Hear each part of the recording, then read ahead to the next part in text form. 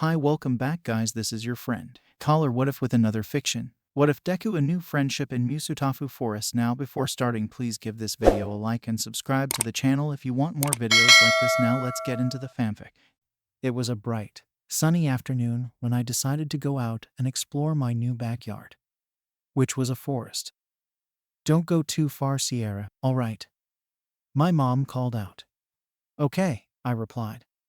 I skipped my way down the porch steps and the stone stairs to the open area. My family and I had just moved into Musutafu, Japan. I was born in America, like my mom. But my dad thought I would be safer if we lived in his hometown. Not that I minded, I loved going to new places. However, it would be a lot more fun if I had friends. As I was running around in the trees, I noticed a stray path in the bushes that led away from our property. Mommy said not to go far, but Daddy also said there's nothing wrong with having an adventure. I went through the bushes and down the path, seeing where it would lead me to. I was having a blast. There were a lot more wonders out here than the yard did. There were small rivers, streams, animals to play with, rocks, and trees to climb. And the best part, I had it all to myself. Or at least, I thought so. Later I got tired and perched myself in a very big cherry tree with lots of fresh ripe cherries. As I was eating them, I heard voices coming my way. I hid behind the tree while sitting on the tallest branch. Looking down, I saw a group of boys no older than me. One leading the group had spiky ash blonde hair looking smug. Punk. 3 looked like dopey followers. The last one had messy green hair and freckles on his face. He looked like a nervous wreck. Seeing these boys gave me a funny idea. I gathered all the seeds from the cherries I had just eaten and put them all in my mouth. Oh yeah, I forgot to mention. I like messing with people just to get a good laugh. I waited till they were in range. Once they were cherry bombs away, I spat all the seeds out like an American machine gun. Gah! What's happening? We're being attacked. Run away. 3 of the boys ran off. The green-haired boy just ducked behind a rock. But the spiky head, "Come out and fight me, villain," he yelled up in the tree with his fists shaking. Alwa, you ruined my fun. You were supposed to run away as those scaredy cats did, I yelled down at him. He just smirked. Ha, like I'd be scared over stupid seeds. He's brave, cocky, but brave. I grinned at him. Maybe, but that kid did the smart thing and got out of the way, I said, pointing out the boy behind the rock. PFFT, please. Deku was just as scared as the others. The boy scoffed. But he doesn't have cherry seeds stuck in his hair like you, I retorted back. The spiky-haired kid shifted his hand in his hair and pulled out a few seeds, proving my point. That made him mad. Who are you? How are you in that tree? Get down and fight me, villain. Again with the villain thing. I glared at him with a pout. How rude. First, you're supposed to introduce yourself before asking questions. 2, I climbed up here for the cherries. How else would you explain the seeds? He looked away with some color in his cheeks, knowing I had a point. And 3, I jumped down from branch to branch to get to the ground. Stop calling me a villain. You're no older than me. I folded my arms in a huff. Both of the boys looked at me dumbfounded. Now you two beat it. You're on my turf, I said to them. Spiky got out of his stupor, glared at me, and said, Your turf? I smirked. Yeah, I found this place first, so only I get to be here. And no one is allowed here without my saying. That means you dumb boys can go take a hike. I pointed to them, emphasizing them to leave with a smile. Okay, call me cocky if you want. But I just don't take guff from others, especially boys. The boy in front of me smirked. You and what army? You're just a girl, so what you got here first? I'm not leaving. He stood his ground. That remark made me frown and clenched my fists. Oh, so you think that just because I'm a girl, I can't defend myself? That I'm not strong? I snapped at him. He and the other boy flinched. Kaken didn't mean that. He's just saying that it's unfair you get to play here by yourself, stuttered Freckles. Katsuki's point of view.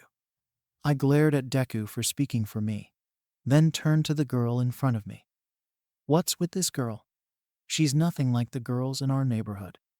And she's wanting to pick a fight with me for this area. A smirk grew its way on my face. Let's see if she'll still act all high and mighty when I beat her in a race. I folded my arms and smiled at her. So you're saying you're better than me? She was taken back by my statement, then smiled at me. Getting what I mean? I can beat you anything you throw my way, she said back. Bringing my arm out, I pointed to a dead tree stump. From here around that stump to a... I looked around to add something else to the challenge, then found it. To the top of that rock. I pointed to a huge rock that was just on the other side of us on an edge of a hill. The girl smiled at me and brought her fist out. A race, huh? Well, get ready to eat my dust, Spiky, she declared. Izuku's point of view. I can't believe what I'm hearing. Someone is challenging Kaken. And he's never been challenged by others before, let alone a girl. Others get scared to even try.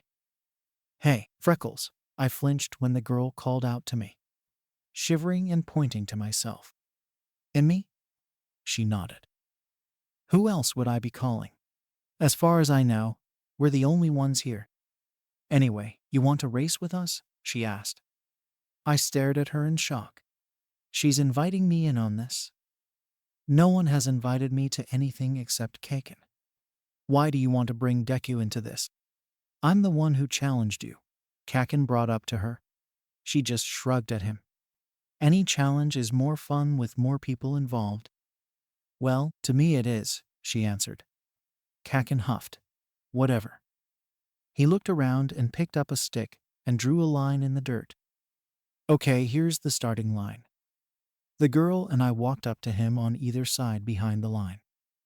Remember, from here around the stump to the top of that rock, he said, pointing to the tree stump up in front of us to the rock, ways behind us. Whoever wins gets to claim this area their turf. Ready, go. With that, he and the girl took off. Gah, I quickly ran after them. I wasn't good at racing as Kaken was. I get tired easily. Looking ahead, what I saw took me by surprise. The girl was right on Kaken's tail and wasn't even breaking a sweat. She even had a proud smile on her face. Oh wow, she is cool as Kaken. Sierra's point of view. Excitement overwhelmed me to the brim. I couldn't stop smiling. Finally, I'm playing with other kids, and one is a good opponent. As we neared the tree stump, I was closing in on Spiky, about to pass him.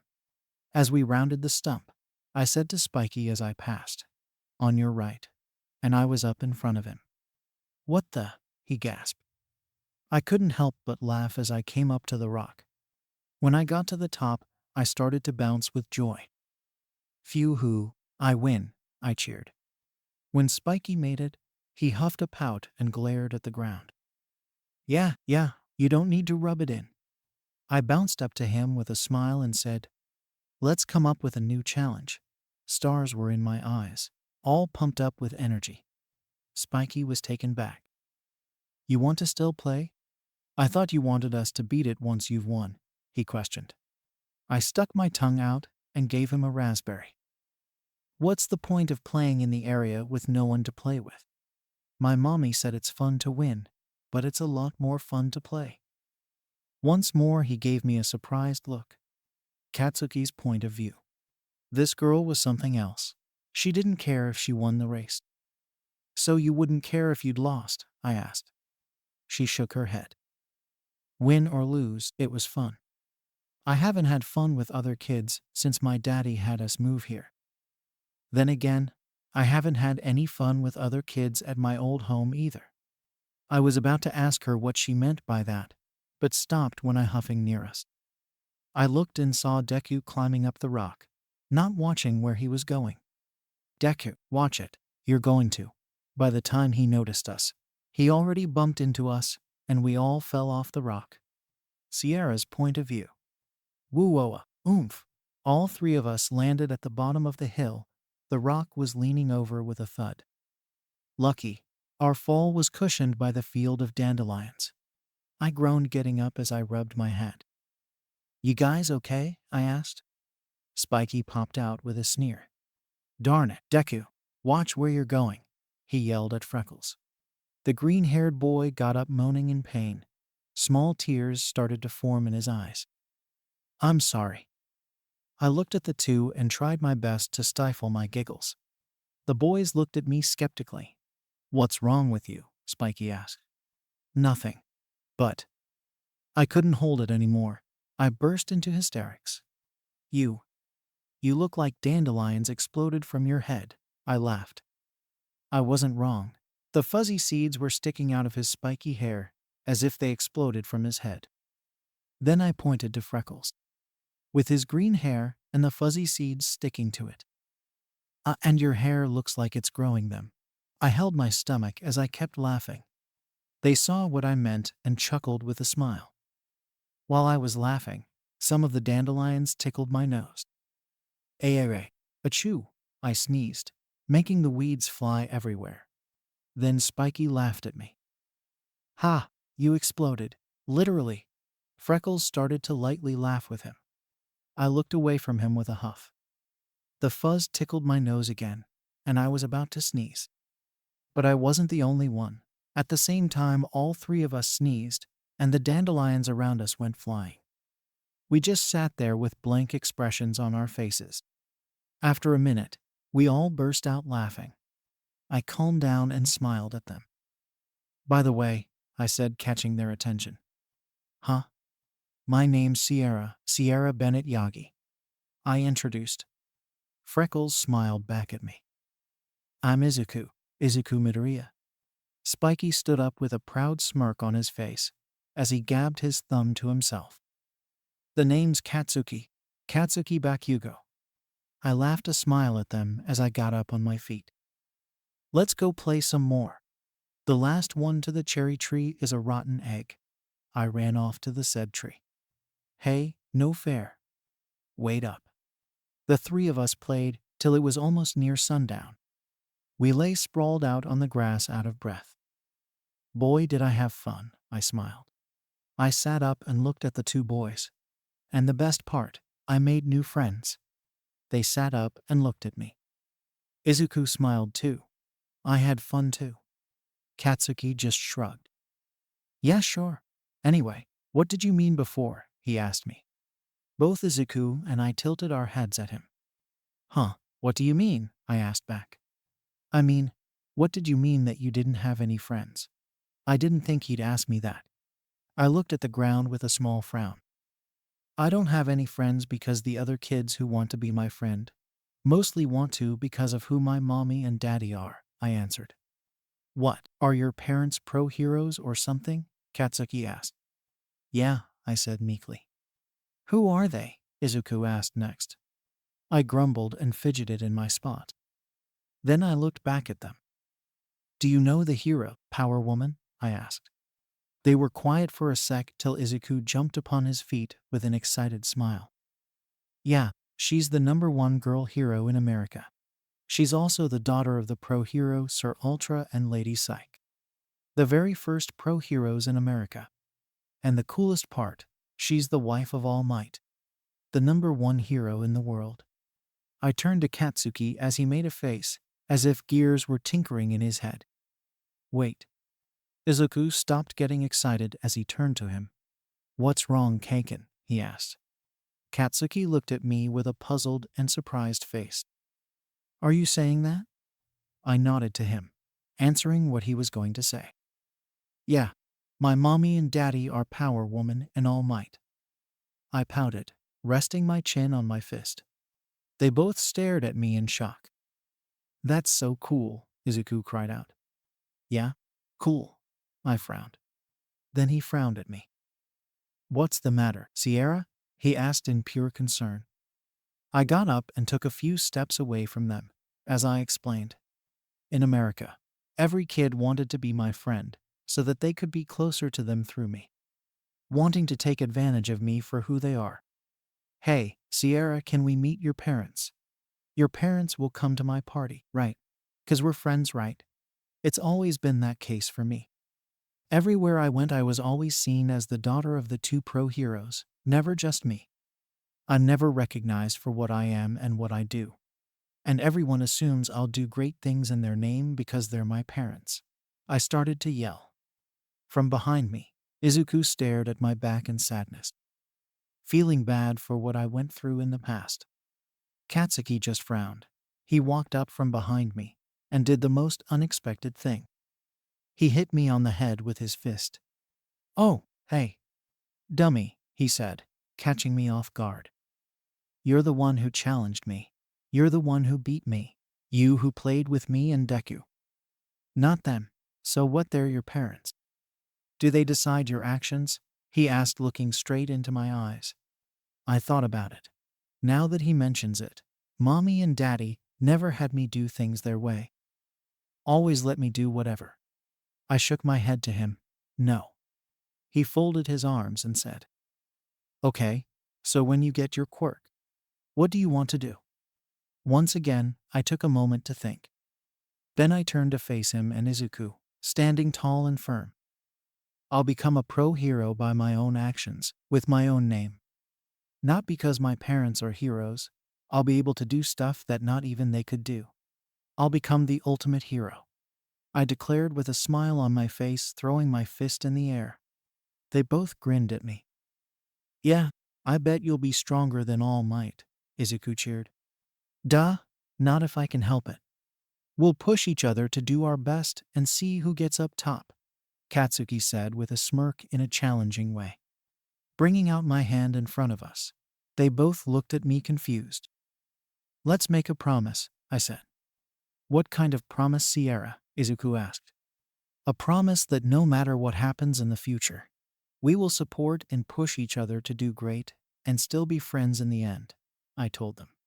Neither of them was expecting something like this, but Izuku didn't hesitate to agree. "Friends to the end, no matter what we face." He put his hand on mine, and we both looked at Katsuki. "PFFT, you guys are so sappy." He placed his hand on ours. "No matter what, even if we stomp on each other to win, we give it our all." "Yeah," Izuku and I agreed. "From this day on and always, we will strive to be the greatest heroes," I cheered. With proud smiles on our faces, we held our fists high to the sky. Plus ultra. And this is how our friendship and our goals began. Ever since we made that promise, we've been friends since. Izuku and Katsuki were able to visit me at my house, using the secret path I told them about. Only they knew the path and knew where I lived. Though they were able to meet my mom, my dad was always out doing hero work whenever they were around. Much to their disappointment. About a week after we met, I got my quirk. I was put into constant training so I could maintain it with better control. I had the same quirk as my mom. So, every summer I go to America to train with my grandparents since they knew how to work it better. Sometimes I was able to invite the boys with me over the summer. Hey, there was never a moment where Izuku wouldn't fanboy over meeting some American pro hero. As they said, they cared for my well-being and actions and didn't mind me being a pro hero's daughter. They treated me like a normal person and didn't take advantage of me. Katsuki was always challenging me though, but it helped me push forward to be my hero like I said I was going to be. But then, things started to change when Katsuki got his quirk. He became, well, too confident for his good. He let all the praise he got go to his head. And out of the three of us, Izuku was the only one without a quirk. And because of that, Katsuki started to grow harsh towards him and began to bully him to the point where he'd hurt him whenever I'm not around. When I am around, he's lenient with him a bit and behaves better. Well, for the most part. There were times when Katsuki would think that he and I are too good for Izuku to play with us, and that I should just focus on becoming stronger than my parents and hang out with weak extras. And they say I tend to get cocky. Other than Katsuki being a jerk half the time, both he and Izuku started to become. Well, if I said concerned for me, that would be an understatement.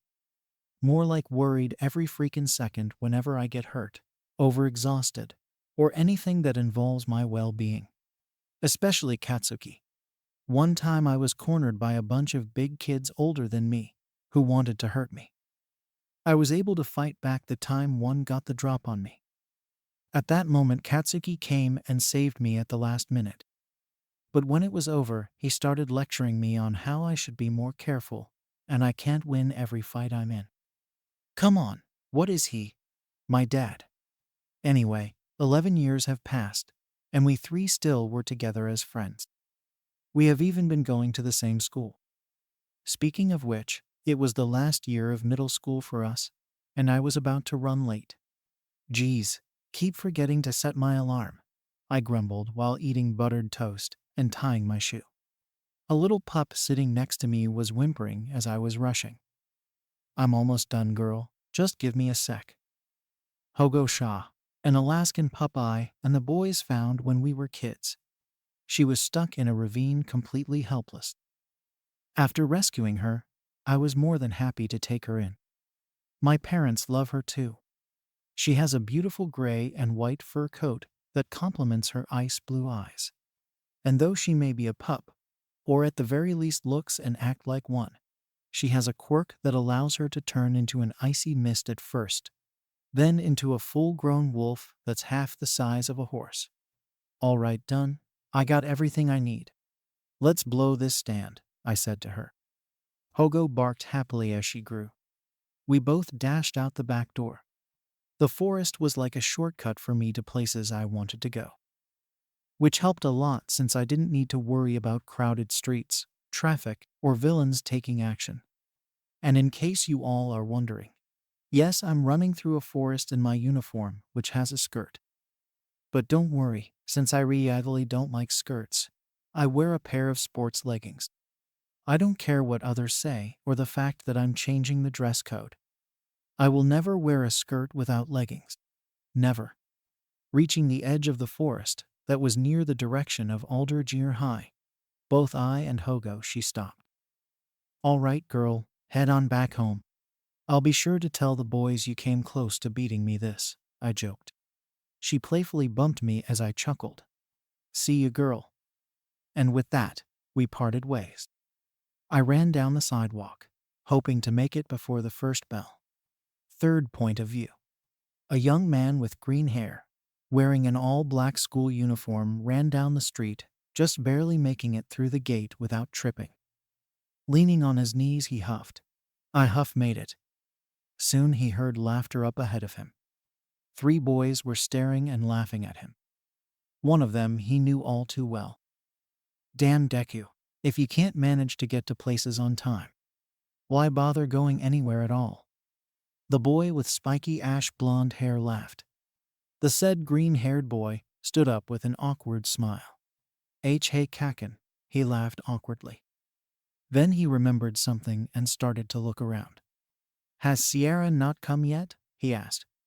As soon as he asked that, the sound of something or someone landed in the school bushes. The group looked over with a questioning stare. W.O. Then a dirty blonde girl tumbled right out and landed face first in front of them. Oh, she groaned. The green-haired boy walked up to her, helping her up. Are you all right, Sierra? He asked worriedly. She blew leaves and her hair out of her face. Yeah, Izuku, just peeky, she answered blankly, getting up while dusting herself off. How is it when I'm in a hurry? I show up on time for training and non-important events with a more graceful landing. Yet when it comes to getting to school or occasional meetings and events, I don't. With falling on my face at the end, she growled to no one. The ash blonde and his gang chuckled. Maybe it's because time and grace were never your strong suits, he joked. Sierra gave him a blank glare. Okay, 1. That was a rhetorical question. No answer was needed. And 2, I didn't ask you, Katsuki. He just shrugged. Just stating what's true. Do you even use that alarm clock of yours? Katsuki asked with a smug smile. Sierra was about to retort back, but couldn't find the right words to get back at him. Jerk, she whispered, turning her head with a huff. The next thing she knew, he was right in front of her face with a smile. And what are you going to do about it? He asked huskily. Her face heated up, turning red as his eyes from the neck up jumped back a few feet, spouting. Could you not do that? She panicked. Katsuki and the others laughed. Izuku laughed lightly as his sweat dropped. There he goes again, he sighed in his thoughts. Soon the warning bell rang, making everyone halt in their actions. Oh crap, they all yelled, running to get to class. Same old daily routine, Sierra said. Izuku chuckled. Yeah, but you got to admit, it beats getting lectured for being late, he mentioned. She tilted her head to the side. True. Sierra's point of view. We made it to class and got through the day without a hitch. That is until our last class. Homeroom. So, as third-year students, it's time to start thinking seriously about your future and what you want to do with your lives, our homeroom teacher started to say. Why do I get the feeling that things are going to get hectic here? I sweat dropped. I could hand out the career aptitude test to you, but... He snatched the papers from his desk harshly, then threw them in the air without a care. Why bother? I know you all want to go into the hero track. In an instant, the whole class, excluding me, Katsuki and Izuku, went ballistic. I noticed Izuku slowly raise his hand with so little confidence. Yes, you all have impressive quirks here. But get a hold of yourselves now. There's no power usage allowed in school. The teacher tried to lecture them to stop. Seeing as it wasn't working, he turned to me, saying in his thoughts, Miss Yagi, would you mind? I nodded to him. What are you guys for? Cool it and shut it now, I growled, eyes glowing. And with that, everyone did just that. Then I heard Katsuki laugh and call out, Hey, teach. Everyone turned to him. Don't lump me and Sierra with these bunch of losers. We're the real deal. But these guys will be fortunate enough to wind up as sidekicks to some busted old D-lister. Heh, he laughed. Don't drag me into your bravado speeches, Katsuki, I hissed. He just shrugged at me while giving me his signature smug grin. I'm just telling it as it is, Sierra. And you know it's true. I rolled my eyes at him. Everyone snapped as they yelled at Katsuki. You think you're better than us, Katsuki? You, eh? And the insults kept coming as they ranted. Though Katsuki wasn't bothered at all. Let's go, I'll take you all on, he shouted back with a goofy smile. I shook my head in annoyance. Then I saw the teacher looking at our papers. Huh, you both do have impressive test results and grades. Maybe you both will get into UA High. That made the class shut up in shock and start to ramble. They're going to try for the national school. That school has a 0-2 acceptance rate. It's close to impossible to get in. I couldn't help but laugh at their expressions. I think that announcement broke them. Miss Yagi, the teacher called me. I looked up to him. Yes, he looked at the papers again. It says here that you were given a chance to apply to World Phoenix Academy. But you declined. Do you have a reason for that? He asked. Soon I was the center of attention as everyone looked at me in pure astonishment. World Phoenix Academy. That's the most prestigious quirk training school known to man. And she just blew them off. I groaned as my brow twitched in irritation. Yes, I declined. So all of you shut your mouths so I can explain why, I growled, eyes glowing again. In case you are all wondering, whenever I use my quirk my eyes start to glow. Soon silence filled the air. I let out a breath of relief. Thank you. Anyway, the reason I declined the application is that I wanted to study at UA first. Sure, WPA has the most known reputation, but it mostly just teaches youth to maintain their quirks, so they use them properly. My dad studied at UA when he was my age, right? And now he's known as the #1 hero of the world. So, I plan on going there cause that's how I'll get to be the best. By being taught the best, I finished. Exactly. That's why Yua is the only place worthy for me and Sierra, I heard Katsuki proclaim. Good lord, here we go again, both Izuku and I thought. By being a telepath, I can read or hear other people's thoughts when I wanted to. When I was young, I didn't have much control of it, and I ended up having constant headaches due to all the voices in my head. Now I can only hear them whenever I wanted, as long as I'm willing to open up my mind to them and them to me. Katsuki launched himself onto his desk and stood up. We both aced the mock tests. We're the only ones in this school having a chance of getting in. We'll end up more popular than All Might and Power Woman themselves. He started to boast again, and become the richest heroes of all time. People from all across the world will know who we are. And it all starts at Yua High. That's not how I plan on surpassing them, you dingus. Did you forget that? I said in his head. He flinched, then turned to glare at me. Damn it, Sierra! Quit taking in my head without warning. I stuck my tongue at him with a smile. Make me, I said playfully. But my fun backfired when he smirked and asked, Is that a request? The class started to sinker when my face lit up in red. You bastard, I hissed at him in thought. He just laughed. Man, do I hate it when he messes with me. Oh yeah, Midoriya. Don't you want to apply to Yua too? The teacher asked. Izuku flinched as his head was down, then slowly lifted it, looking at Katsuki, who froze when he heard that. Oh no. Everyone looked at him, glaring as his sweat dropped. Then immediately burst into hysterics. Midoriya, you've got to be kidding me.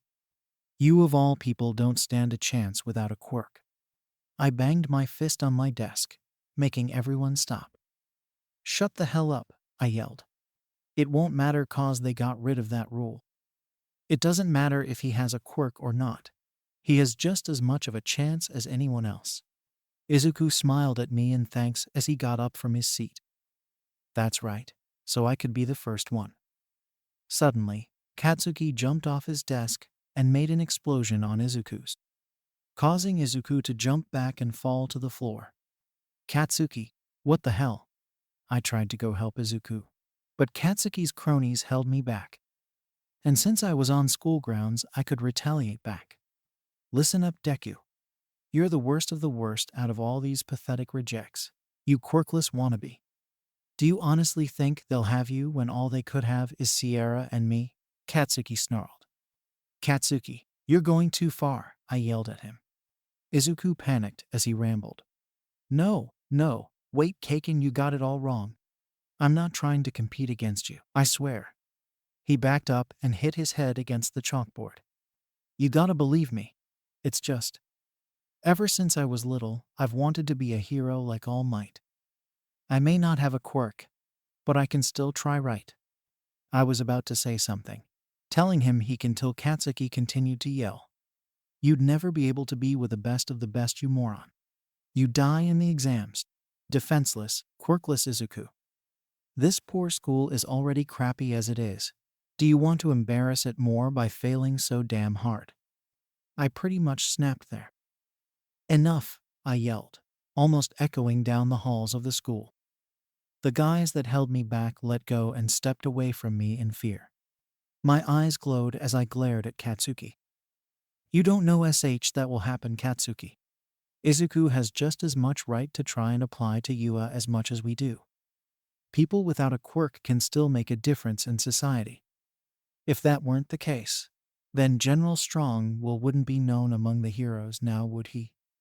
General Strong-Will, the noble soldier hero. He became famous in his early army days in Afghanistan. At that point, he was quirkless as well. Until he and his unit were ambushed and were outnumbered, gunned, almost out of hope. When a few of his men were about to die at gunpoint, he rushed in to protect them. At that moment, his entire body turned to an iron-like metal, and he shielded them. His quirk was a late mutation, but still, he managed to save his entire unit and make it back in one piece. When I finally calmed down, Katsuki sneered a scowl at me, but didn't retort back because he knew I had a point. Another reason why Katsuki is harsh with Izuku? I always stand up for him. After that chaos, the whole school went on with no more ruckus. Finally, the final bell rang, and it was time to get home. I hid out in one of the school's trees in the back. It was the best place to be for me to relax. Huh, so there was a villain on the loose this morning? All well, it's over and done with.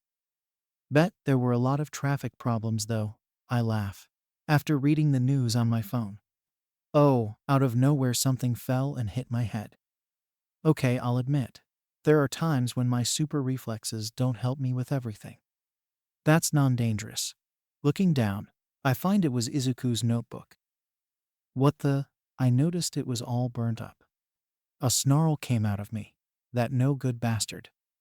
I looked up to the floor that had our class, tucking my hair behind my ear. I used my super hearing to find out what was going on. Here's a little bit of advice, nerd. Don't even think of applying, or else, said Katsuki in a threatening tone. That's just sad. I thought he'd have a little more fight in him. Guess not since Sierra isn't here to back him up, mocked one of Katsuki's cronies.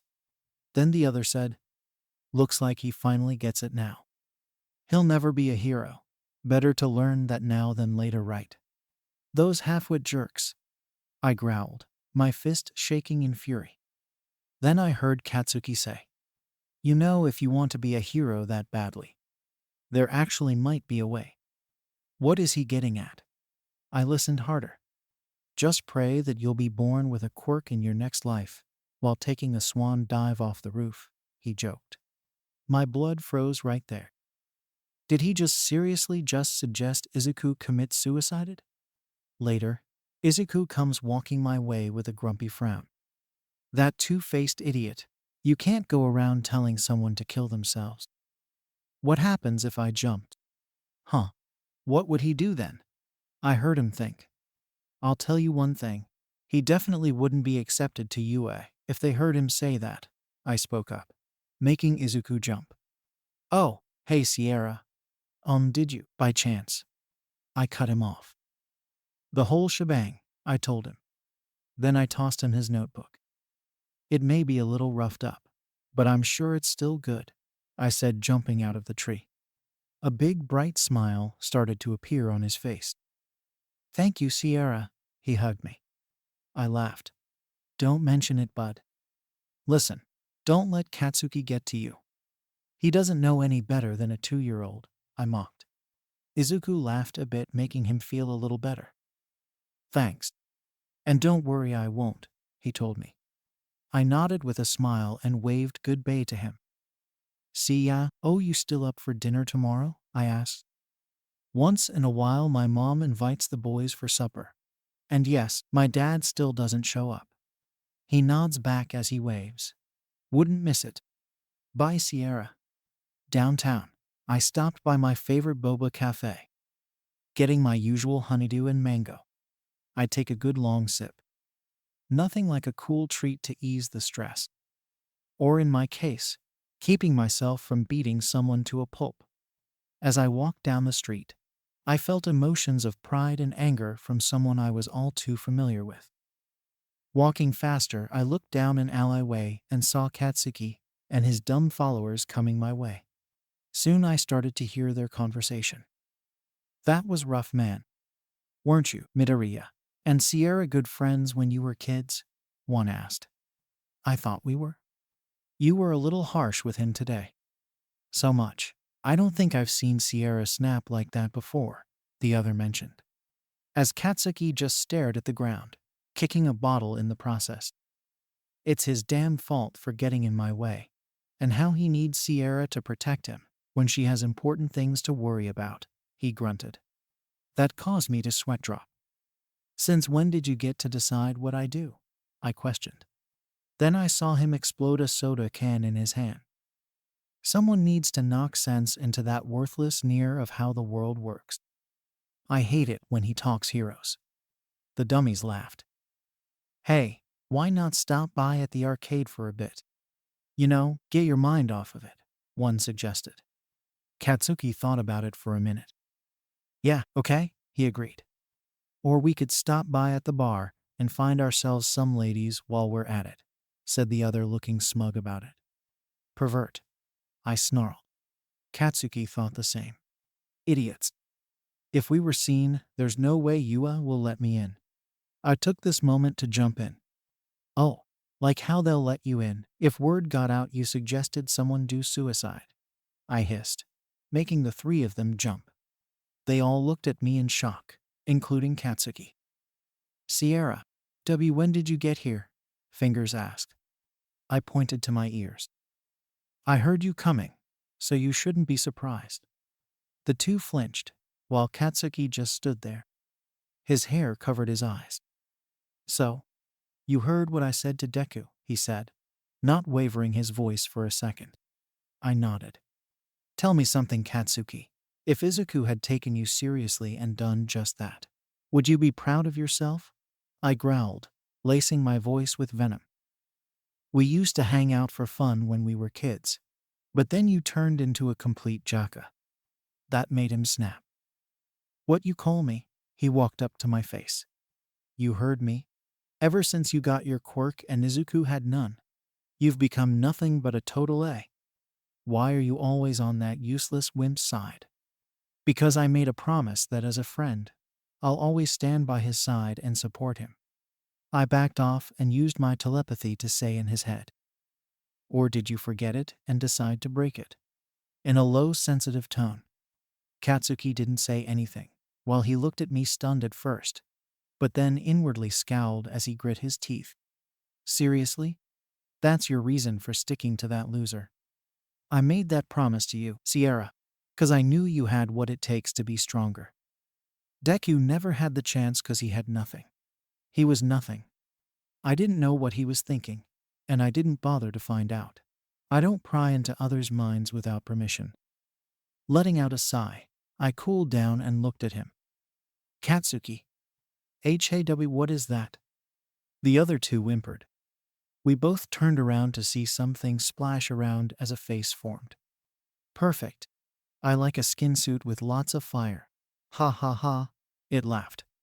My breath hitched. I couldn't move. A villain. Right in front of me, wanting to use me for a sick plan. Flashes of horrific memories played out in my head as the thing swooped down at me. "Sierra?" I heard Katsuki. Suddenly I was shoved to the side. I looked and the gunky freak took Katsuki. I watched in horror as the sludge villain restrained him. "Let him go," I screamed. The freak looked at me. "I don't think so, girly. This boy is the perfect getaway I need." Then I heard Katsuki yell, "Stay away from her, you sewage waste freak." He used his quirk to blow some distance from us, heading in the middle of the street, causing a full-blown panic among civilians all around. The villain scared away those that got close, making more destruction in its path. "Sierra, do something." "Yeah, like call your dad," the other two said in fear. But I didn't listen to them. My mind was on Katsuki. I have to help him. But how? Then I remembered something. I dropped my bag, grabbed something out of it, then ran up to the monster. "Yo, sludge bag, let him go or else," I yelled, getting his attention. "Sierra, what are you doing?" "Get out of here," Katsuki yelled at me, still struggling to get out of that thing's clutches. "Listen to your friend, little girl, or you'll get hurt." It swung a sewage fist down at me. Readying myself, I lifted my hands and made a force field. "What?" cried the villain. Then I put on what I took out of my bag. "Katsuki, brace yourself," I warned him. He looked at me with confusion and concern. I powered myself up to the max as I combined my strength and telekinesis. This is my first time doing this, so I better make it count. Now, Ultra Impact. I clashed my wrist cuffs together, creating a whirlwind towards the creep. Arg, this power. Is she? The freak broke apart into a puddle, letting Katsuki go in the process. I fell to my knees, completely out of breath and weak. It worked. "Sierra," I looked up to see Katsuki running up to me. "Are you all right?" "What did you do?" he asked me, looking over my body to see if I was hurt. I smiled. Knew you cared. That made him speechless and red in the face. You idiot. What the hell were you thinking? He roared. Had it still the same Katsuki? I struggled with my legs as I stood up. Never mind that now, let's get out of here, I said to him. I don't think so. We both were suddenly grabbed as the freak reformed. Damn it, let me go, Katsuki yelled. You conniving. I was rammed in the gut before I could make a move. Sierra, Katsuki cried out in panic. Nice try, little girl. I'm not falling for that trick twice. I winced in pain. The side of my abdomen started to ache big time. It tried to restrain Katsuki again while keeping me in a death grip. Explosions were made everywhere as Katsuki tried to get loose. I did the same, but due to that technique, I used it before. My strength was pretty much useless. Let her go, bastard, Katsuki yelled. I don't think so, kid. She might take it out of here without a hitch. After all, what perfect way to keep the heroes off me than with the daughter of All Might? The freak grinned maliciously. Katsuki looked at him in fear and shock. How did he? He must have figured it out when I did my ultra impact. It's similar to my dad's Texas smash, I explained to him in thought. Soon, we saw the heroes come. It's taken 2 people hostage, I heard the hero Death Arms say. He bashed his fists together. How dare you prey on children, he roared, charging at the villain. But when he went to punch the thing, his attack had no effect and started to sink in. Ha, the villain laughed. Death Arms tried to claw the sludge to get his arm back. Arg, what the hell is this? Some kind of goo? Suddenly, he was punched back into a garage door. Are you all right, Death Arms? Asked a hero in concern. Then he and another were taken back as the villain swung its fists again. It retracted it back, saying, Stay back or I'll break her. It started to squeeze me painfully. Then we both heard Katsuki break his head free, barely. Rog, you picked the wrong guy to mess with. And you sure as hell gonna regret hurting Sierra. His sludged up hands started to spark. I'm gonna send you back to whatever sewer you crawled out of. Let us goo-hoo. He created an explosion that blew the heroes and civilians back a bit. You got a lot of power, kid. With a quirk like yours in my control, I can be able to take All Might down with just a single hit. The gunk creeps proclaimed. Not if I can help it. Using my empath and telepath powers, I made it feel the fear from the terrible experiences I had of that one summer. Rog. But what is this? So much fear. I can't get it out of my head. As it thrashed, the heroes were speculating on what to do. Can't get a good grip on this guy's weird body. Plus, one of the kids' quirk is making explosions left and right, while the other is making him thrash around with some kind of physic quirk, Death Arms exclaimed. This is a shutout. We've got to rally up and knock him out of the park, somehow without hurting those 2, said the other hero. The villain heard them and swung another attack at them. It's no good. Neither of the heroes can help with the quirks they got. And Death Arms isn't strong enough to create an attack that will blow this bastard away without hurting Katsuki and me. Plus, there are way too many people that need to be saved, I thought. Rog, will you knock it off? The freak bashed me into a wall of a building hard enough that I lost my focus on him. Oh damn it, I groaned in pain. Trying to straighten myself, I see Katsuki looking my way in anger, fear, and pain. I also felt dread from him. Not for himself, but for me. It was mutual for me. No one was coming in to help us. I felt pain all over. I couldn't do anything. Dad, help. Toshinori's point of view. I ran up to where the destruction was as fast as I could. But with how weak I was, I aggravated my body to the point where my wound started to ache. I got to where there was a large group of people that were next to the fight. Leaning on a pole, I looked over to see that it was the same villain that I stopped earlier. Must have dropped him while I was in the air, I thought, recalling the part where I was dealing with the kid I saved. I got distracted and was worried about my time limit. I can't believe I made such a rookie mistake. All the while lecturing that kid about what it takes to be a hero. I clenched onto my wound. I'm pathetic. If only Cerise were here, I could use her help. I thought of my wife until I heard a voice in my head that made my blood go cold. Dad, help. Looking back at the fight, I took a closer look at the sludge villain. In him was a boy he's trying to suffocate as he did to the last one. In his grip was, oh no. In his other was, Sierra. Third point of view. Midoriya solemnly walked down the street, with tears in his eyes. What All Might said to him back on the roof crushed him. He even said it himself. Can't become a hero without a quirk. Don't cry, damn it. Deep down you knew this all along. You were just fooling yourself to avoid reality. Even if Sierra were to tell me otherwise, her words and the notes I took mean nothing now. Then he heard a commotion down at a crossing. What the? Is the fight from earlier still going down? He questioned. Crossing the street, he went to check it out.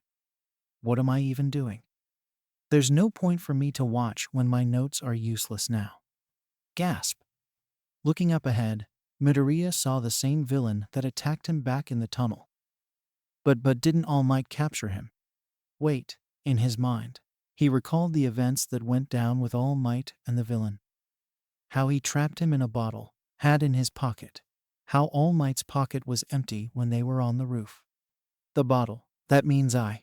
So, it's all my fault. Soon he overheard the other people say, why aren't the heroes doing anything? They must have met their match. Plus I heard that the villain took 2 hostages. That made Midoriya flinch. No way, people are in there. How can they survive after being suffocated like that?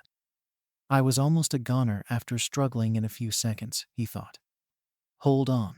Wasn't that the same villain All Might be chasing earlier? I'm confused, he heard someone say, making him gasp. Wait, All Might? Are you kidding? He lost that thing. Can't someone call him or something? Seriously. Why isn't he here to help the heroes? Just behind the crowd, All Might heard the conversation. He clutched his side as he brought his head down in shame. Midoriya not far off did the same. It's my fault. He wasted his time on me. All Might, I'm pathetic. Midoriya, he can't power up to save them. None of the other heroes have the right quirks to stop this monster. All Might, truly pathetic. Midoriya, I'm to blame for this. I'm sorry. So sorry, he whimpered in his head. All Might, a disgrace as a father and a hero. Midoriya, help will show up at some point and save them. All Might, I'm no hero. Midoriya, a hero. A real hero will show up and save the day. He looked back at the scene and got a better view of the people who were trapped. Wait a second, isn't that? Revealing their faces, he saw his friends. One struggling to get out, the other hurt badly.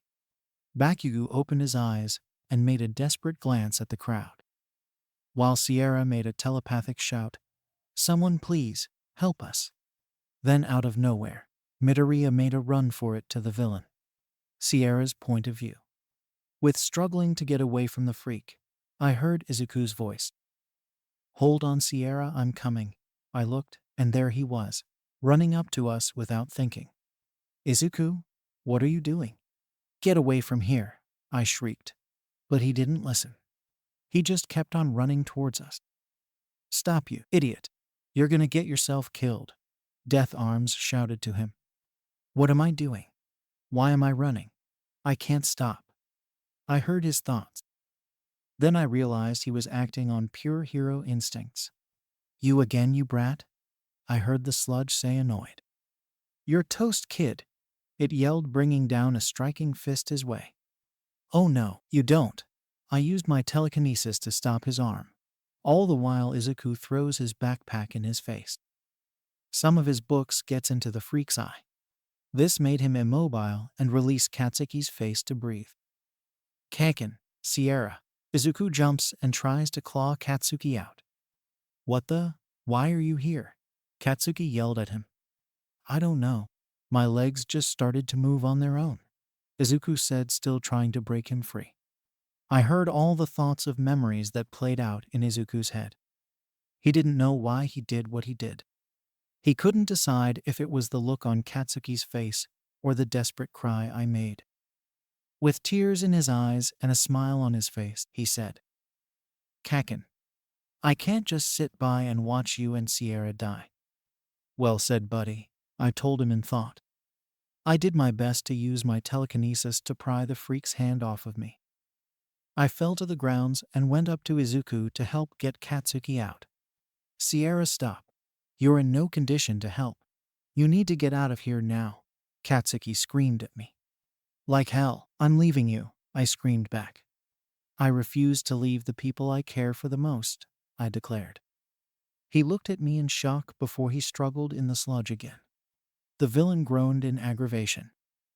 "I've had enough of you kids." It went to attack us, but I managed to stop it with a force field. "Not this time," I hissed. The villain groaned in annoyance. "Get the hell off me," Katsuki screamed. "Just a little longer, kid," the villain said before turning to Izuku and me. "And I'm through with you brats." It went to attack to kill us, and I had no strength to stop him this time. "Save the kids, or that thing will kill them," cried out Death Arms. I closed my eyes, bracing myself for the outcome. "Dad, Mom, I'm sorry." The attack came making an explosion, but Izuku and I were still standing. "What?" "I really am pathetic," I heard a familiar voice say above us. Izuku stared in disbelief.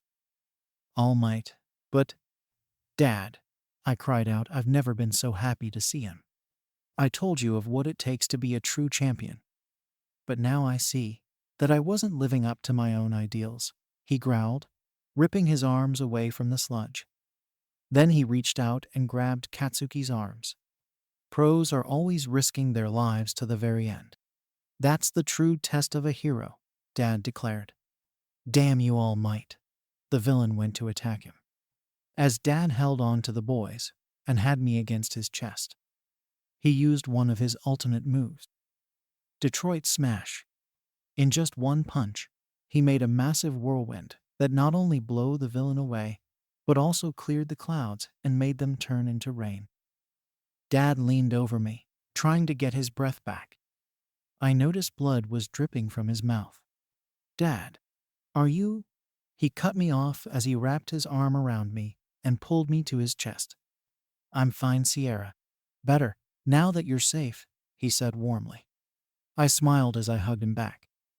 After that, I went over to Katsuki and Izuku as they got up. I pretty much attacked them both with my arms and brought them into a hug. "Ha, you dummies.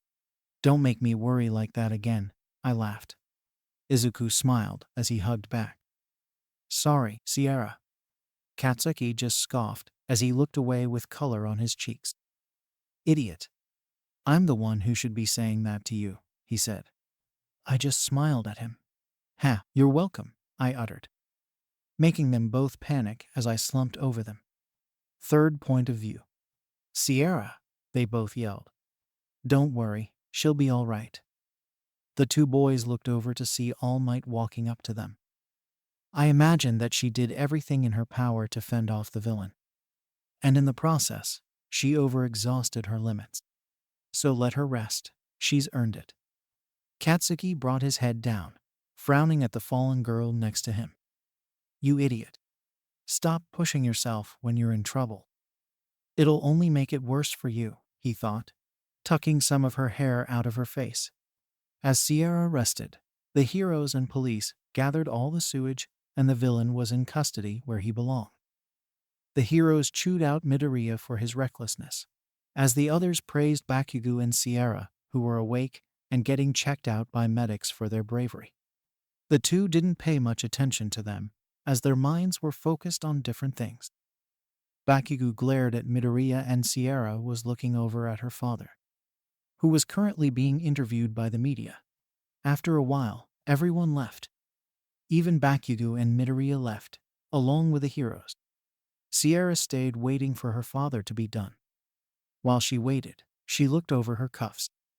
I immediately exhausted myself after I did that move. Damn, I need to work on my stamina, she thought. Suddenly, she was on her father's back before she could blink. What the? Time for us to, as some kids say these days, make like a tree and leave, he said while dashing down the town. Couldn't deal with the press any longer, huh? I playfully mocked him. Ha ha. Nope, I could not. But that's not important now. Could you lead me in the right direction to where we can find the young man that tried to save you? Her father asked. Izuku? Yeah, sure. Soon after they navigated through the town maze to a friendly neighborhood. We should intercept him up ahead, Sierra told him. All Might, being flashy as he is, made a big entrance.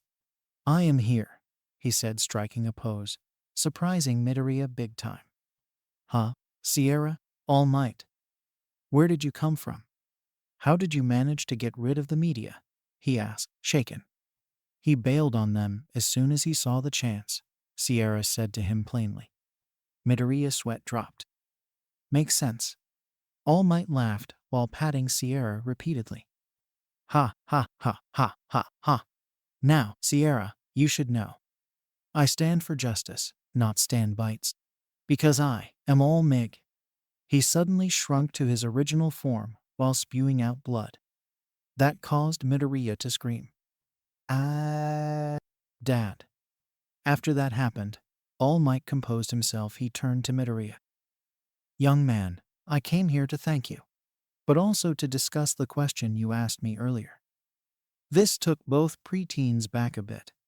If you haven't told me about your life, if you hadn't run to that fight, I would have just been a worthless bystander watching my daughter suffer from the crowd, he said, feeling shameful. So thanks. Midoriya disagreed. Oh no. It was my fault he was there, to begin with. He looked away depressed. I was the one who distracted you and wasted your energy and time. No, it's not Izuku. I'm sure it would have happened regardless, Sierra eased.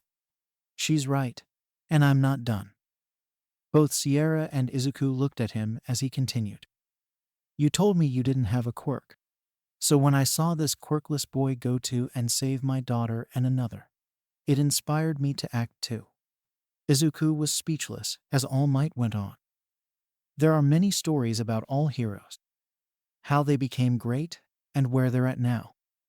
However, most have only one thing in common. Is getting where I think he's getting. Sierra thought, bewildered. She turned and smiled at Midoriya. Their bodies moved before they could think, as if on their own.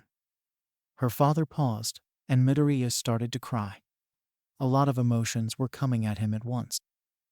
And today, you did the very same thing, All Might finished. You understand where he's getting, Izuku. You had what it took to live your dreams all along. The boy was flowing with tears as his friend walked up to him to comfort him. And All Might say the very words he wanted to hear his whole life. Young man, you too can become a hero. The hero of your dreams, Izuku, Sierra said, feeling like she had just fulfilled their promise from years ago. This is just the beginning, where we become our heroes. 2 days later, at Dagoba Municipal Beach Park, Dad and I were sitting on top of a giant fridge, and Izuku was trying to pull it. Come on, Izuku, you can do it, I cheered, smiling down on him while he was struggling with the rope. Izuku fell, getting a face full of sand. Having a sandwich already, buddy? I joked in his head. He turned and gave me a pouty glare. Oh, hush you, he retorted. I laughed. Suddenly, I felt Dad lightly karate chop my head. No psychic conversions when others are around, Sierra. It's considered rude, he lectured. I grumbled as I rubbed my head. Fine. He turned his attention back to Izuku. You know, people who come here moving this stuff all the time every day. And most of them don't have super strength, Dad exclaimed, as he turned his head to laugh. I punched his arm. If my psychic conversations are rude, then so is rubbing things in, I whispered to him. Izuku got up a bit to face us. Maybe, but there's an extra 800 pounds with you two on top.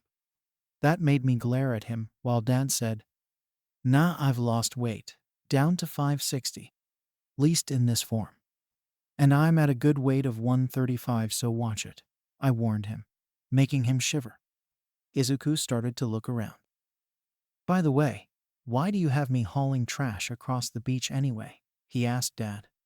Dad laughed as he started to take pictures of Izuku on his phone. "Ha! Just look at yourself. You're nowhere near to having my power." This made the poor boy in front of us cry in shock. "But you said I was worthy." I jumped down and hit his head to make him stop. "He was talking about your physique, you baby." He stopped and looked at me in confusion. I sighed as I walked up to Dad. "Allow me to explain.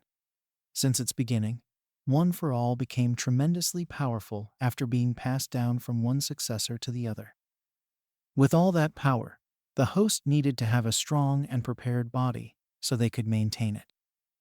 An unprepared body would be too much. You'd lose your limbs if Dad gave it to you now." Izuku looked mortified. He looked over to my dad to see if I was right. Dad clapped a hand on my shoulder. "Sierra is correct, young Midoriya," he finished. That freaked Izuku to the max. "Are you for real?" He shivered and tried to shake that feeling off. So this whole moving trash is some sort of hardcore training routine. And you two are my trainers, right?" he asked us. I shook my head and pointed to Dad. "He's your trainer, I just support," I said. "Indeed, Sierra here has trained herself. So she will also be moving the junk here as well." Izuku was confused. "But isn't she already strong enough to pass into Yua?" Dad waved a finger at him. "She is, yes. But that doesn't mean she gets to take it easy until that time. Also, she's in need to work on her stamina the most. After what happened with that villain that day," he pointed out, making me flinch. Darn it. I was hoping he wouldn't notice that. I groaned in my head. Dad walked up to the fridge. "Also, there's another reason why I brought the two of you here. By looking up some info on the internet, I found out this beach used to be beautiful and civilians hung around here often. But nowadays it's been a total mess over the years." He tapped or broke the corner. Izuku got up on his feet as he observed the area. "Yeah, that's right. Because of the ocean currents and stuff getting dropped into the sea, all sorts of stuff have been watching upon this coastline. Not only that, people around the area have been using that problem to their advantage so they could dump their illegal trash here," I added. Then I went up to stand next to Dad while saying, "Back then, Izuku, before quirks and heroes going after flashy weird villains, service to the community mattered most." "Correct again, Sierra," Dad said as he started to crush the fridge flat. "Nowadays, heroes focus on showing off instead of helping. Back then we focused on serving the community, no matter how boring it was." He created a force that cleared the trash behind him by the time he completely crushed it, revealing the sunrise over the ocean. "Nice," I whistled, gazing at the sight. "So for the both of you, your first step to becoming heroes is to restore and clear out this entire coastline," Dad finished. Izuku turned around to look at the dump. "All of this but that's impossible." I went to hit his head again. "It's only impossible if you make it impossible," I told him. I sighed as I gave him a solemn look. "Izuku, let me ask you, do you want to go to Yua?" He turned his head up to look at me, then to Dad. "Well, yeah, of course. It's the same one your dad went to. As you said back in class, being the best is taught the best. And Yua is the school to do that right." A hopeful smile came to his face. "I know it's a long shot. But still, I'm going to shoot for the moon. Yua." Dad laughed a bit. Sierra was right. For a fanboy, you've got to have many spirits. Then he turned his back to us. "However, as I have mentioned before, and it might be unfair, but it's reality. Herring is not an easy task without a quirk." I was about to say something, but Dad stopped me. "You know I'm right, Sierra. And Yua's hero course is the toughest one there is. So if young Midoriya here wants to attend there. Izuku finished what he was about to say. I have to prepare my body for your quirk as soon as possible. The entrance exam to UA is in 10 months. I patted him on the shoulder. Relax, Izuku. Dad and I already have you covered, I smiled. Indeed. Dad faced us with a small stack of papers. With my aim to pass American Dream Plan, you're bound to finish and clear this beach just in time. That is if you follow it to the letter. Also, I've added other details in it, that way you can do it in your daily life. I handed them to Izuku. He started to nervously look through the schedule. If I'm being straight, buddy, this will be challenging. For your standards. But do you think you're up to it? I asked. Dad and I looked at him as he answered. Of course. If I ever want to get into UA, I'll have to train and work harder than anyone ever before. Also, it's not like I have a choice, right? Dad and I smiled as we both nodded to him. Plus, look on the bright side, Izuku. He looked over to me, then freaked when he saw a gloomy and frightened expression. As I leaned over a pile of trash nearby. Be grateful my mom or my grandpa isn't here to train you. Sierra is correct. Training with either of them is nerve-wracking, Dad said with his back turned from Izuku, shivering.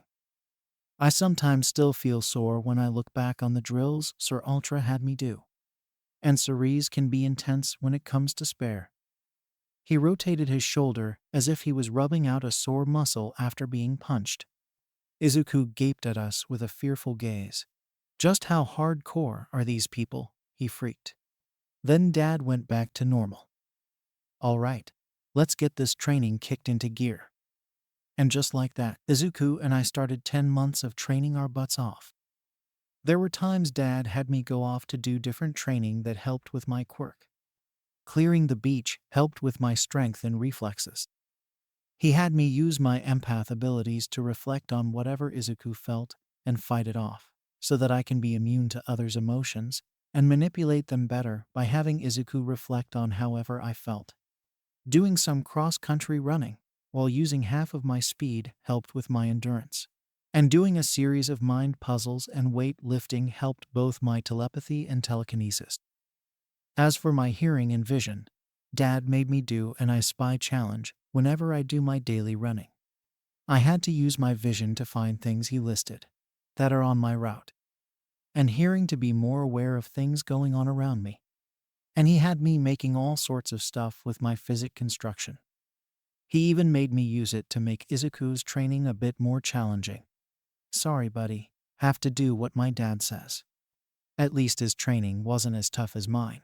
He mostly focused on training various muscles in his body depending on the size of the trash he lifted. Dad made sure that neither of us was slaking during the whole thing. Finishing up junior high was no picnic either.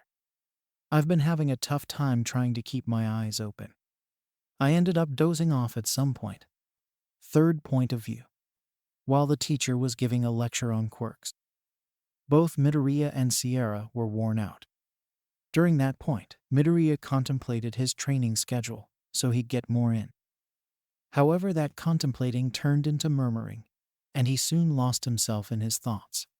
Everyone, including the teacher, was staring at him like he was some sort of alien. But was snapped back into reality when the teacher dislocated his hand to hit his head. Midoriya. Immediately Midoriya covered his mouth in embarrassment as he faced the teacher. I understand you had a run-in with a villain a few days ago. But would you pull yourself together? If you want to get into UA that badly, you're going to have an education first. The other students, excluding Bakugo and Sierra, started to snicker at him. Now I'm surprised that Miss Yagi didn't snap you out of it. And she sits right next to you, the teacher exclaimed. Everyone turned to her. There at her desk, she sat quietly with her head in her palm facing down, with her hair hiding her face. One of the students who sat in front of her turned around to get a better look. It's because she's asleep, sir, they said, a little surprised. That surprised the teacher too. That's a first. Could someone wake her up? He asked anyone. Eventually, one came up to her and shook her shoulder. Midoriya stuttered, trying to say something, but Bakugo beat him to it. I wouldn't do that if I were you, and I'm sure as hell glad I'm not. The student looked at him confused. Suddenly, they felt something bash against their jaw. At her desk, Sierra was fully awake, but with her eyes glowing and held a fist. It was clear to everyone that she just used her empath part of her quirk, since her fist was nowhere near the student. Through the years, both Midoriya and Bakugo learned to never wake up Sierra physically or mentally, because she will immediately get all defensive and hit anything or anyone within a foot distance, with or without her quirk. Her father learned that the hard way. As soon as Sierra was aware of what was going on, she apologized to the poor student as they went back to their seat. Miss Yagi, any reason you're dosing off in class? It's unlike you to be doing that, the teacher mentioned. Sierra nervously laughed and rubbed her head at the same time. Sorry, sir, I didn't mean to really. It's just that my dad started having me do some hardcore training for the exam, she explained.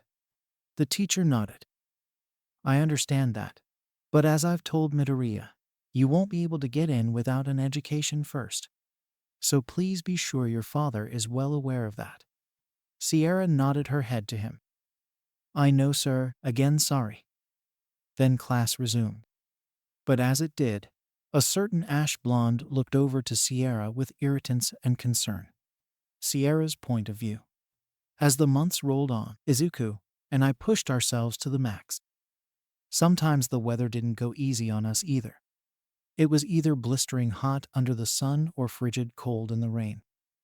At home, Dad had Mom make the right food plan for me whenever I wasn't training. Dad sometimes went easy on us when it came to certain events or personal matters. And, as his daughter, he gave me free time, whereas he persuades Izuku in his training. 4 months till the exam, I was on the usual route of my running. I went over to a nearby bench in a city park, 6 miles from the beach. As I rested, I opened up my mind to listen to the minds of any nearby locals. Some were just the usual topics. Can I have? I wish for this. I want. And then we get to complaints and other negatives. I started to get a headache, so I leaned my head back while throwing my arm over my face. Man, if this keeps up, I might need to go to Grandma's mental hospital, I groaned in my head. Suddenly, I felt something cold on my cheek and an all too familiar voice. You look like SH. I pulled my arm away and turned around to see Katsuki with an ice-cold bottle of water, looking down at me with the usual frown on his face. Would you blame me for all the training my dad's putting me through? I questioned him, taking the bottle and chugging it down. He just gave me a TCH. Not a chance. I know for a fact that your old man wouldn't train you off to the point you'd sleep during class or get a migraine. You're adding more to your training than you need to. You're pushing yourself away too far in this Sierra, and it needs to stop now. I glare at him. Excuse me, but who put you in charge of my life? I retorted back as I stood up and faced him. But he didn't back down. I'm serious, you keep this up. It's going to have the opposite effect on your body. You want to collapse as you did after what happened with that sewage waste freak, he barked back. As much as I didn't want to admit it, he was right. Whether strong or not, everyone has a weakness with their quirks. Mine is that if I use too much of my energy, I'll collapse before I could blink and be out of it for who knows how long. The last time my mom wasn't careful, she was in a coma for a full month. I was only lucky considering I used all my energy in one attack, and I only was out for at least half an hour. Katsuki sighed as he came up to me. Look, I get that you want to get stronger to surpass your folks and be your own hero. Nobody else understands that more than I do. But I won't sit on my A and watch you put yourself at risk because you didn't take care of your own properly. I looked away so I wouldn't see the look in his eyes. He may not show it on his face, but his eyes show more emotion than he expresses physically. God, why am I such a sucker for that face? I let out a sigh and turned back to him. All right, wise guy, what do you suggest? I snarked, folding my arms. Then suddenly a growl was heard from me, and I blushed. Well, for one, let's get you something to eat. When was the last? 7 in the morning. I just had a protein shake. I cut him off. He groaned while shaking his head and walking off with me following. Oh, and another thing, he started to say. I looked at him. He tilted his head to face me with his famous smirk. You're a sucker for it 'cause you can't resist it. For one solid second, I didn't know what he meant by that. Then a second later my face beamed red. You bastard, I yelled as he laughed and ran off with me chasing behind him. Again, I hate it when he messes with me like that. Oh, I guess I forgot to mention that since Katsuki and Izuku are the only ones I trust to open their minds to me, they can sometimes hear my thoughts too. It's a mind link we've shared since we were kids, though these days at this point, I regret it when it comes to Katsuki. Finally, it was the day of the exam. And if we're all being honest here, I'm nervous out of my mind. I was gripping my knees as my life depended on it, as I sat in the passenger seat of the truck with Dad. You keep that up, you might rip your caps off, he joked. Can you blame me if I did? Not that I would. I whispered that last part to the side. He just laughed. There's nothing to be nervous about, Sierra. You've worked hard enough, and not once have you failed at anything you've put your mind to, he told me proudly. I smiled at him. Well, I do have 2 amazing parents to thank for that. He chuckled. Don't forget your grandparents. It wouldn't be wise to leave them out. Besides, you should be thanking them more. After all, they did help you with your quirk more than your mother and I did. I gave him a playful punch on the arm. Maybe, but you and Mom were my trainers first. So don't sell yourself short, I told him. For a while on our way to the beach, I smiled and laughed at the memory. What's got you smiling now? Dad asked. Nothing, just feels like it was only yesterday you told Izuku he can be a hero too. A lot of people made him live in doubt because he was quirkless. He hummed in thought when I said that. Believe me, I've been down that road before, he said. I nodded. When I was younger, he told me he was a quirkless once too in his childhood, which was hard for me to believe at that time. By then we made it to the beach. As soon as we got out of the truck, we both heard someone scream bloody murder. Up ahead of us was Izuku standing on top of a trash pile tall and proud, while screaming his shouts of victory. Dad and I ran over to the stairs and were blown away by what we saw. Oh my. Hey, holy crap, kid. Looking out, there was not a single speck of trash on the sand or shoreline. He didn't just clean the area you told him to clean. The outside area been cleared too, I pointed out, bewildered. Dad was just as shocked as I was. With only a few minutes to spare, you've exceeded my expectations, Izuku wavered, then fell forward. Dad caught him just in time in his muscle form. Quickly following, I couldn't help but feel all giddy. Amazing, Izuku, I cheered. Indeed, truly impressive young Midoriya, Dad said to him proudly. Izuku weakly smiled at us both. I've finished. Do you two think I'm ready? All might, Sierra? He tiredly asked us. Do I think? Hell no, I know you're ready, Izuku. I've always known you were determined, but this is way beyond. You never cease to amaze me, buddy, I proudly told him. Dad took his phone out in front of Izuku. Look here, he told him. Weakly lifting his head, he saw a picture of himself from 10 months ago. Ah, that's you 10 months ago, buddy. A weak, scrawny little crybaby. Then I took out my phone and took a picture and showed it to him. And look at you now. All buff and ready for action, I cheered. Yes, you've come a long way. And improved greatly. There may be still a long journey for you to inherit my quirk. But you have shown great progress, Dad proclaimed. At that point, Izuku started to get emotional. What's up, buddy? I asked him. Sierra, All Might. Do you really think I deserve this? We both were taken back when he asked that. You both put so much time and effort into me. How did I get so lucky?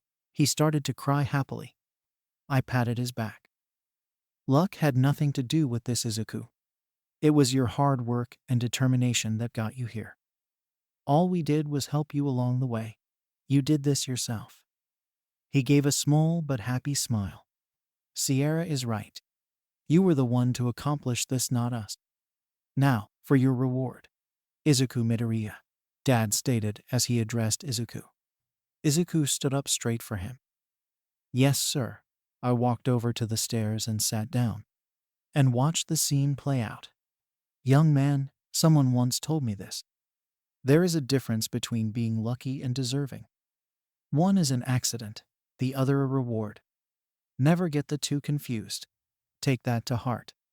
With your valiant effort, you've earned this gift. Oh boy, here it comes. I did my best to stay composed. And finally, Dad said it. Eat this. Izuku looked at him with a blank and idiotic face. Huh, was all he uttered. I just died, holding my stomach as I laughed mine off. Oh, that was priceless. I laughed in my head. The reaction was better than I thought. To inherit my quirk, you need to swallow some of my DNA. That's how it works, Dad awkwardly explained. This isn't how I imagine it to go, Izuku uttered.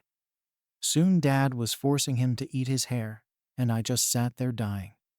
I have a feeling that this is going to be a good day, I thought. Later that day, I was standing right at the front entrance of the best hero school in Japan, Ua High. Sigh, here we go. One step closer to being my own hero, I told myself. I'm sure you'll do fine. I turned to see Izuku standing next to me. We both trained for this moment, he finished. I nodded as we both walked forward.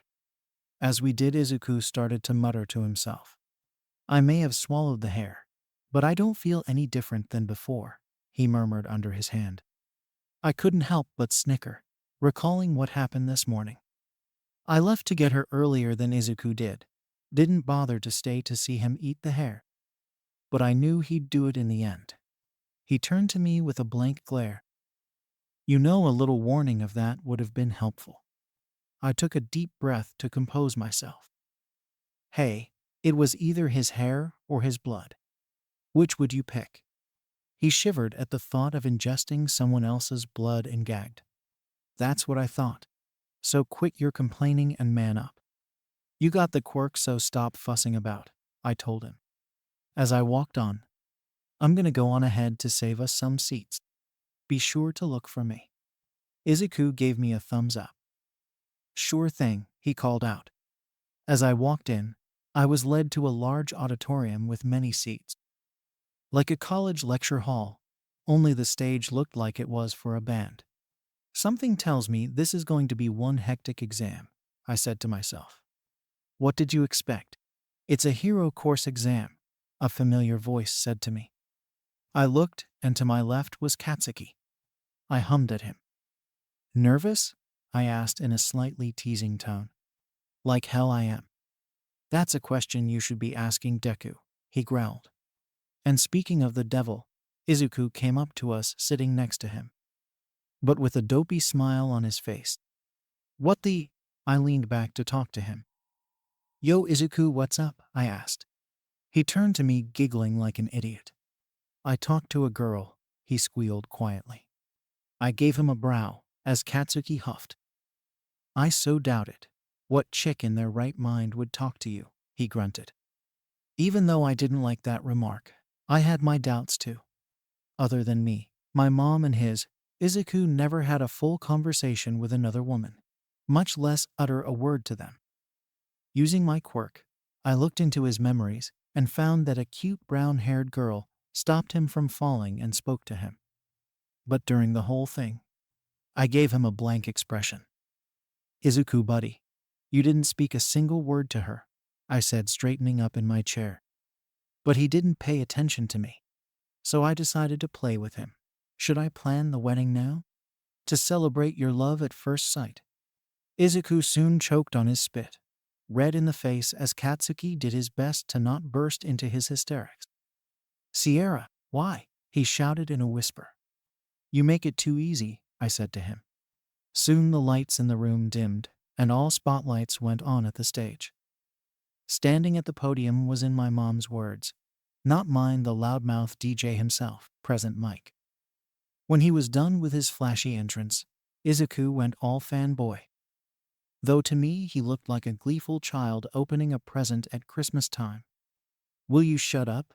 Katsuki growled at him as I used my empath quirk to snap him out of it by making him feel like was backhanded. "Time and a place, Izuku. You can fanboy when you're at home. Right now you need to focus," I told him. As Present Mike continued, "On your application, you all will be doing wicked 10-minute mock battles in super hip urban settings. So after I drop the mic, you all will be going to your designated battle centers. Sound good?" The boys and I looked at our exam cards. Even though our examinee numbers were one after the other, our assigned battle centers were different. I was Battle Cantor C, whereas the boys were A and B. "I get it," I heard Katsuki speak. "They're separating us so we won't work with our friends." Izuku looked at our cards and saw the difference. "Well, yeah, it makes sense. Since we know each other's quirks and our weaknesses, they want to be sure that we do this as fair as possible," I explained. He just grunted. "Damn it. I was so looking forward to crushing you to the ground, Deku," he growled at Izuku. I elbowed him. "No talking violence," I told him. Present Mike explained that in the battle centers, there are 3 target villains we need to get with points 1 through 3. However, attacking other examinees during the exam gets you kicked out, and you can't attend school. "Excuse me, sir, I have a question," shouted one of the examinees in front. "Hit me," said Mike. The examinee had blue hair and glasses, all while wearing a nice suit. "Is that his uniform? What middle school is he from?" I questioned. He pointed out that there was another mock villain on the printout and said it was a disgrace for leaving it out. "Dude, I'm sure he was going to explain till you opened your big mouth," I seethed. Then he chewed out Izuku for his muttering. "That does it." I got out of my seat and retorted back to him. "Listen up, Four Eyes. I'd appreciate it if you'd mind your own business." Sure, his muttering is annoying, but he wasn't hurting anyone. Nor did anyone say anything, so it's just you who's making a big deal out of it. The guy was taken back and started to look a bit ashamed. Also, I'm sure Present Mike was about to explain about the other mock villain until you interrupted. So how about you shut it, and he'll do just that, I finished. All right, let's be cool here, Examinee 2232. As for your request, Examinee 7 and 111. The 4th villain is just an obstacle that's worth 0 points. There's one in every battle center that will go lose at some point in the test. View it as a hurdle you need to avoid. It's not that it can't be beaten, it's just there's no point in facing it. That said, I suggest ignoring it and focusing on the villains that do matter, Mike explained. After all that, all examinees went on buses to get to our battle centers. I managed to change into my workout wear and my cuffs. I started to fiddle with my cuffs as I stared at the gigantic gates in front of me. "Just chill, Sierra, you got this. You trained for this moment, and once you pass, you're one step closer to being your own hero with your own name," I told myself in thought. Suddenly, I felt a hand gently rest on my shoulder. "You look more nervous than I am," said a kind voice. I turned around and was met with stunning eyes. They looked like pools of light lavender silver with pale pink in the middle as the pupils. She had fair skin, cute black pixie bob hair, and wore simple sports attire. "Well, it's the moment of truth here for us. So can you blame me?" I teasingly asked back. She chuckled lightly. "No, I guess not." Then her wrists caught my eyes. On them were uniquely designed hand jewelry. The metal looked gold, but I felt some kind of wired energy from them. "That's some interesting hand jewelry," I mentioned. She brought up her wrists for the both of us to see better. Oh, these things? Yeah, they were a present from my parents when they came back from Saudi Arabia. The metal ore is very rare and can only be found and forged there and in Africa, she explained. I nodded my head impressed. That's cool. I'm Sierra, by the way. Sierra Bennett Yagi. I introduced S. I held out my hand. She happily took and shook it. Catherine Laurel Yayurazu. But friends and my sister call me Kat.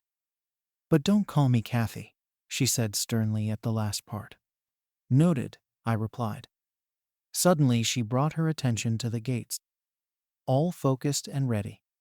Brace yourself. Present Mike is about to tell us to go, she said without hesitation.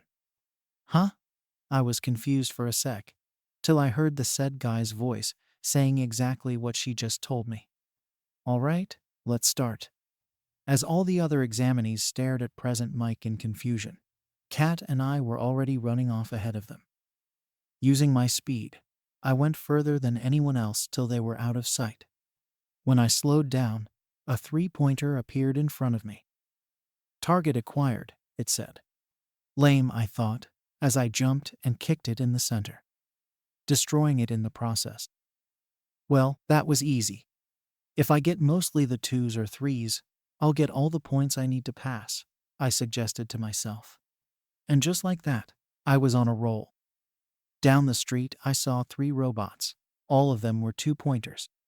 I just kept my distance as I stomped on a manhole cover, causing it to flip up in the air. I grabbed it and spun around, then threw it like an Olympic discus. As it flew straight, I used my telekinesis to make it swerve and hit each bot. That move was like a pinball. But better, I joked. From the corner of my eye, I saw a guy take down 1-pointer with a lightning-like quirk. But what he didn't know was there was another one right behind him about to strike. Before he could even notice, I rushed in and grabbed the thing by the neck, jumped in the air, and landed while flipping that thing over my shoulder and smashing it to the ground. The other examinee jumped out of his skin when he finally saw me and the robot. Next time, watch your back, I told him. Third point of view. As Sierra ran off to get more mock villains, she didn't notice the dazed expression on the examinee's face. Once she was out of sight, he then beamed with a goofy, happy smile. Oh my God, I was saved by a goddess, he freaked.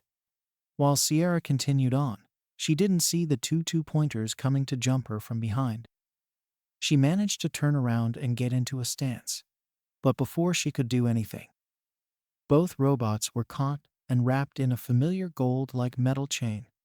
Looking behind them, Sierra saw Kat at the other ends of the chains.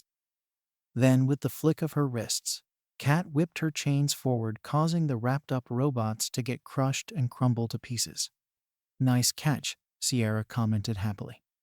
I try, Kat replied in the same tone. Before they could enjoy the friendly moment any further, they were suddenly surrounded by more robots. They went back to back, readying themselves for the fight, including those 2 from before. How far have you gotten? Sierra asked. Including those, I'd say about 58. You. Sierra took a moment to think, then answered. 51. Took out 1-pointer when saving an oblivious guy with a lightning quirk. Kat hummed as she looked over the robots surrounding them. From the looks of it, mostly the bigger pointer is here, she pointed out. Sierra smirked, while amping herself more. Don't get too emotional when I whip out most of them, she bragged. Kat just shrugged. Nah, just 1 is all I need. And that will be more than enough points. You sure? Sierra asked. I know so. Sierra looked at her impressed. She sure is a positive one. And just like that, the girls faced off the villains, not knowing what was about to happen next.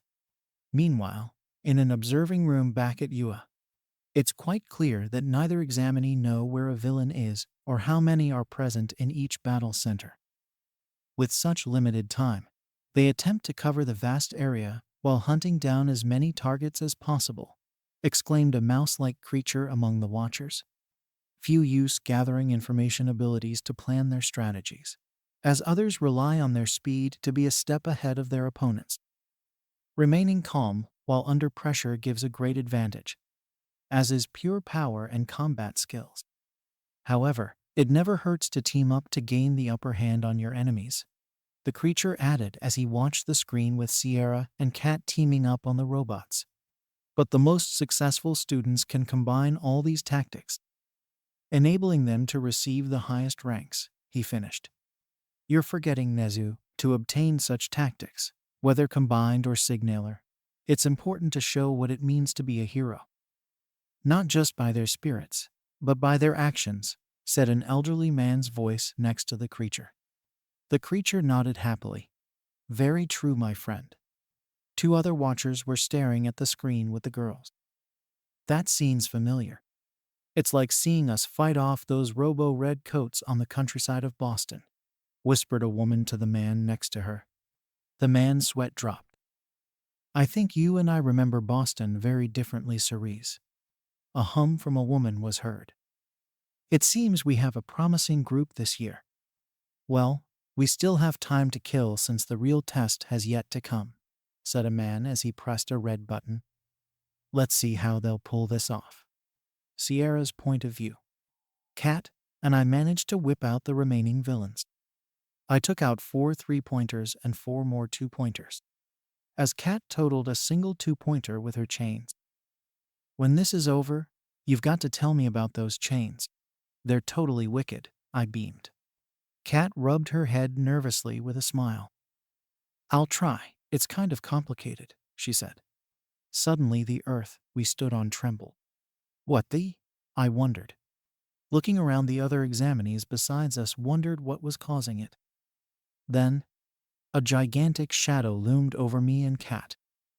Turning around, we were met with the 0-pointer itself. We, including the other examinees, stepped back, overly intimidated by that thing. Okay, that thing is way bigger than I pictured when Dad told me about it, I muttered in my head. The thing lifted its fist and brought it down in front of us heavily. That punch caused a massive whirlwind of dust and debris to go fly out. Some of the examinees lost their balance and fell. Others were swept away by the impact. Soon the thing started to roll forward. I think we're good here. Cat, I turned to her. She nodded. Yeah, let's bail. But as soon as we were about to make a run for it, the 0-pointer brought its hands down on the buildings next to its sides. In the process, it caused the tops to crumble and fall right above us. Sierra, watch out. I was suddenly shoved out of the way when the debris came down. Sitting up from the ground, I look up to see what happened, only to have my eyes widen in horror. There in front of me was Cat with her lower half buried in the debris, and the 0-pointer was closing in.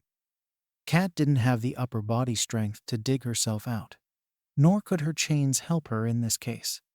Flashes of the incident last summer appeared in my vision, recalling my grandmother in the same situation as Cat was in. I couldn't move for a moment. I didn't know what to do. Then, words my mom and dad told me the other day started to play in my head. When that big fella comes into the action, that's when things get interesting. At that moment, a person's true character is revealed when they're faced with great danger. That's right. But also Sierra. No matter where you are or what you're doing, there will be a moment when you have to decide the action's fight or flight.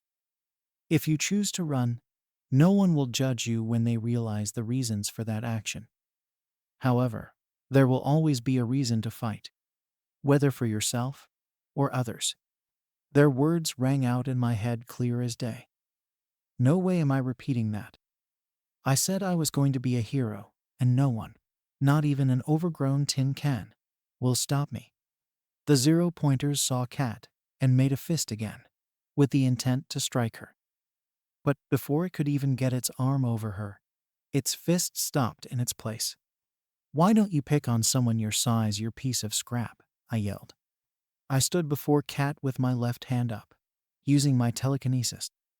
Seeing that it couldn't move, the big guy made a fist with its other hand and tried to strike again.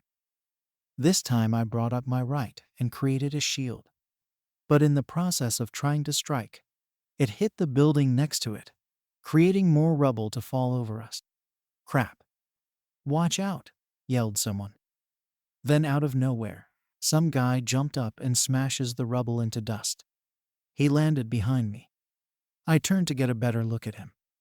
He had spiky yet scruffy black hair that was combed down, wearing a dark red shirt and black pants. What caught my eye was the texture of his skin. It looked hard, like it was made of rock or something, and it looked like he had shark teeth. He turned to me and Kat. "You guys okay?" he asked. "Got my hands full, but otherwise peaky," I yelled. His sweat dropped. I turned to him again.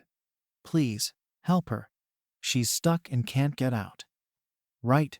He didn't hesitate for a second to go to Kat's side. Third point of view.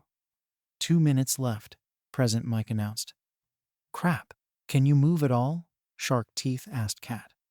"Yes, but my ankle is sprained and buried," she answered with a grunt. "Gotcha." Soon he started to smash the debris out of the way, getting it off of her. When it came down to her legs, he carefully tossed what was left. "All right, can you stand?" he asked her. Kat tried to get up, but when she got on her feet, she tittered forward in pain. Luckily, Shark Teeth caught her. "No, my ankle is too messed up. I'm sorry to rush you guys, but you two need to beat it. I can't hold off this thing much longer," Sierra shouted. With that, Shark Teeth scooped up Kat in his arms bridal style and ran off to a safe distance. Watching the two escape, the 0-pointer tried to move forward, pushing Sierra back. "Oh crap, it's trying to follow them. What do I do? I can't keep this up, and I don't think this thing wants to stop, even if there's so little time," Sierra thought, frustrated. Then, an idea came to her. Looking back at the villain with a determined face, Sierra used all he might to push the robot back a bit, then ceased using her psychic abilities and took a few steps back, eyes glowing as she readied herself to face the big mock villain one last time. As if hearing his voice, Sierra heard the words of her father. "Just because there is no reward for taking that enormous villain, it allows you to show the kind of hero you're aiming towards. Show people what the word means and embody it. And always remember, Sierra, nothing is more noble or courageous than self-sacrifice or taking life risks." She said those last few words with him, looking up to the coming villain. "Okay, you rusty bag of bolts, get ready to be sent back to the repairman," she yelled, powering up and taking a fighting stance. Back in the observing room, a woman with brown hair with a gray streak in her bangs that framed her face stood up quickly as she watched Sierra on the screen. "No way. Is she doing what I think she's doing? Something the matter, Power Woman?" the elder man asked her. The one who sat next to her reached his hand out and gently took her hand. "Cerise, what's wrong?" he asked, concerned. Not taking her eyes off the screen, she asked. "Toshi, did I ever teach our daughter that certain ability?" she nervously asked. The said man tilted his head, wondering what she meant by that. Then realization struck him like a bullet. Then his attention shot to the screen. Don't tell me she figured. Back with Sierra, she was about to do the same move she did when she faced the sludge villain 10 months ago. "Okay, I've only trained my body to combine 2 powers. I have no idea what will be the result of using 3. The villain, in a sense, shook off the assault and continued forward toward her. But no time to worry about it now, feeling the powers emit around her and rearing her right arm back for an attack. She yelled at the top of her lungs, "Ultra Smash!"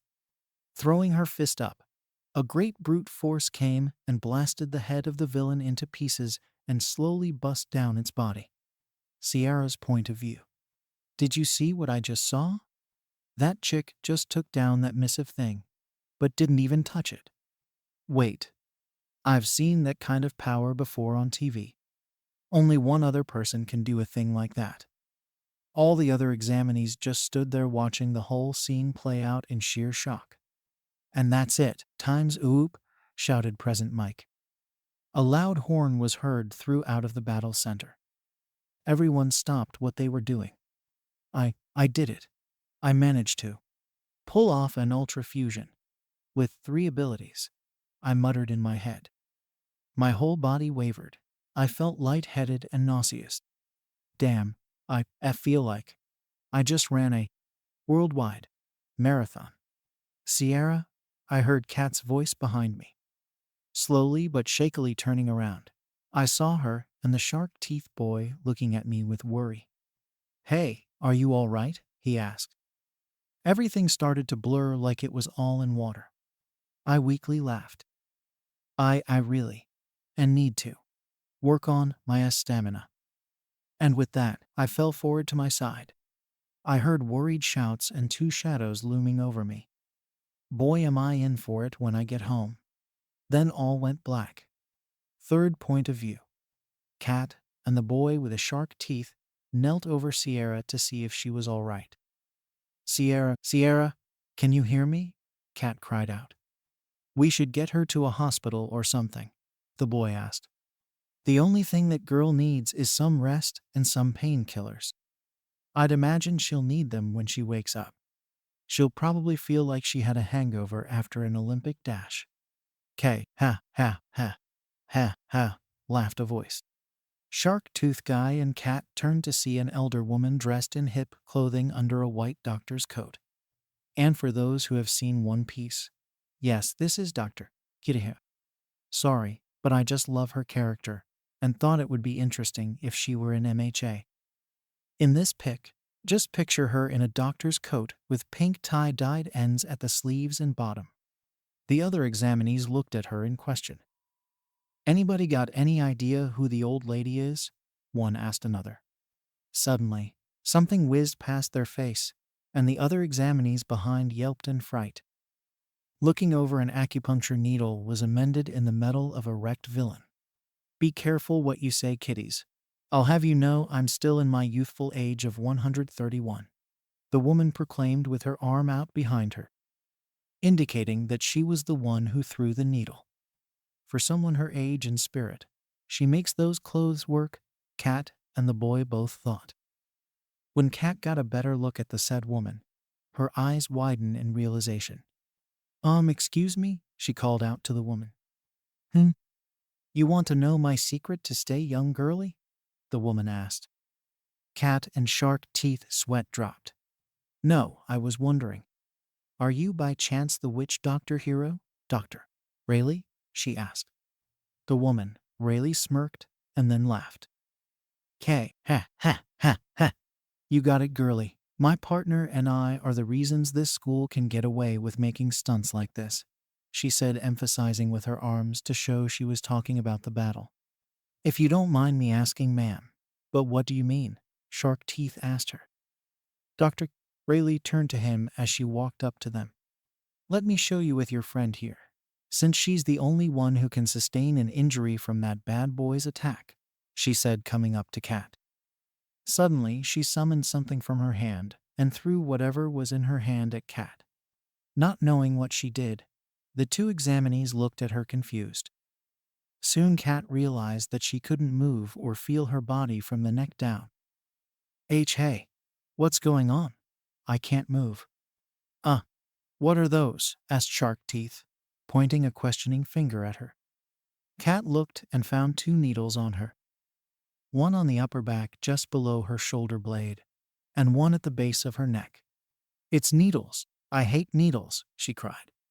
Oh, quit being a sissy. Those are there to help, said Dr. Rayleigh as she knelt to Kat. Now, it was just your ankle that got injured, correct? She asked. Kat nodded. I see. Well, fortunately for you, it's only a minor injury. However, if not treated right, and you don't let it heal on its own, it will be permanently damaged. That's why I'm here. The woman placed her hand on the ankle, and a light started to emit from it. Lifting her hand, a light pink glowing handprint of light was on Kat's ankle. Then, as if absorbing it, the light started to disappear into her skin. While taking the needles from Kat, Dr. Rayleigh stood up. Try standing now, she told Kat. And Kat did just that. Both she and the boy were surprised. Her ankle looked like nothing happened to it at all. "Ah, so why did you need the needles for?" he asked. He. The one that was in her back prevented her from moving. I did that so she wouldn't be difficult. The one that was in her neck prevented her to feel anything from her neck down. Which was good cause the healing process isn't pleasant, she said. What do you mean? He questioned, not liking how that sounded. Let me put it this way to you. If she were to feel me healing her ankle, she would have felt that same pain when she got it injured. Only, it would have been 5 times worse. The major or bigger the injury is, the worse the pain will feel while it heals. That's why I used my needles, though I would have let you feel it. Like the old saying goes, no pain, no game. He. She laughed at the end. That's when she pulled out a walkie-talkie. Hey Mike, did the examinee I'm with now come with anyone else that's here? She asked through the device. Through static, a voice was heard from the other side. Give me a sec, Doc, said Present Mike's voice. Yeah, she was with the hot shot from Battle Center A during orientation. Call him down here so he can get his friend. Then tell him to meet me at the school's entrance, Dr. Rayleigh ordered. Sure thing, Doc. With that said, she put away the radio and then turned to the kids. Now then, if one of you wants to stay here with Miss Risk Taker here, that's fine. However, one of you needs to leave. Since the test is over, there's no point in staying. And I'd imagine your family is waiting for you at home to hear how things went. She turned to the other examinees. Same is said to the rest of you. So quit gawking and beat it, she demanded, walking off the crowd away. I better go. My folks will be wondering how I did, said Shark Teeth as he rubbed the back of his neck. Kat nodded to him with a smile. Go on, I stay with her, she said, placing a gentle hand on Sierra's back. Thank you for what you did back there. I don't know what would happen if you hadn't stepped in the way you did. He smiled back to her. Well, I couldn't just stand there watching you two deal with that thing. Though if I'm being honest, they should have given us a better warning, he grunted at the last part. Kat laughed a bit. Oh well, what can you do, she joked. They both looked at each other with warm smiles. Then realizing they were staring, they turned away with a bit of blush on their faces. I hope you get in, he stated, walking off. Kat hummed happily. You too, she replied. Then she remembered something important. Hey, wait, he stopped and looked at her. I didn't catch your name, she said. Oh, it's Kirishima, Ijiro Kirishima. You? He asked her next. Catherine Laurel Yayarazu. But you can call me Kat, she told him. He nodded, then continued. As he left, Kat couldn't help but feel fuzzy inside. She looked over to Sierra. Kinda glad you're not awake right now. You be teasing me non-stop, she nervously laughed. Katsuki's point of view. As soon as that obnoxious, weird hair DJ called me down to Battle Center C, I knew it had something to do with Sierra. What did that idiot do to herself this time? I didn't bother to waste my time waiting for the stupid bus. I used a move I'd been working on before the exam. Burst speed, I propelled myself through the air, almost flying to get to the battle center. When I finally got there, at the gates was the DJ. Sitting on the ground next to him was a girl with weird eyes. But what caught my attention was whose head was laying on her lap. It was Sierra, red in the face and breathing heavily from extreme exhaustion. What the hell? I've never seen her this tired. I turned to the loudmouth. What the hell happened? I growled. Whoa, cool your jet's hot shot. Your friend's cool. Just went ahead of herself at the last minute of the whole fight. Oh, and just so you know, the doc told me to tell you to meet her at the front gate. She'll give you the need-know-hows to help Miss Helva punch here, DJ exclaimed as he walked over to the bus that appeared behind me. I turned to Weird Eyes. What happened? I asked her the same thing. She gave me a look. Okay, Present Mike is right. You need to cool it. she retorted back to me. I glared at her. Second, just as Sierra and I finished off a group of villains, the zero-pointer came in out of nowhere. She and I were going to bail and not bother with it. But the thing smashed a near building, and the debris was about to fall on her. I pushed her away in time. She started to explain as I took Sierra in my arms. While getting on the bus, Weird Eyes kept going. While I was taking the hit, Sierra froze in shock, like she saw something similar to the situation I was in. That got my attention. She did see something like that. Last summer, something went down when she was supposed to be training with her grandparents. When coming back, she stayed quiet for months, not bothering to tell me or stupid Deku anything. Though I guess it was for the best since her grandmother wound up crippled. Her mom explained that she feels responsible for it. The villain was about to attack again, but Sierra stopped it by using 2 different physic quirks, which I think were telekinesis and mind construction. Anyway, it made more debris fall on us, but thankfully another examinee jumped in to help. He dug me out of the rubble and tried to get me to safety. Tried? I questioned her. Yeah, the villain saw us run away and attempted to give chase. But Sierra kept it from doing so, though she struggled to keep it that way. So thinking swiftly, she gathered her strength and pushed the big lug back a bit. As it straightened up, I saw Sierra start to, from what I could guess, power up. Power up. Wait a minute. She did something like that back with that sludge freak incident, I recalled, looking back to when she first used her Ultra Impact. Then what happened next was completely out of the blue. She made the scene where she punched the thing even though she was nowhere near it or high enough to manage it. But the villain was still taken out. It was like it felt her punch, and the impact of it obliterated the head. The way Weird Eyes described Sierra's attack was exactly like her attack with that bastard 10 months ago. But this time it was different. Sierra's last attack was just a combination of her strength and her telekinesis. However, this one she used today had her empath abilities too. Did she exhaust herself when she added that extra ability? Soon we were back at the school. I was met up with a weird old hag at the gate. Ha, ha, ha. Getting cozy with her, boy? She laughed. I was about ready to blast her mouth off. What you say, you old hag? I yelled. Suddenly, I couldn't move at all after feeling something pinch my neck. The hell? In the future, you should watch what you say, boy, the hag growled, getting in my face with, I'll admit, an intimidating look on her face, even though she was smiling.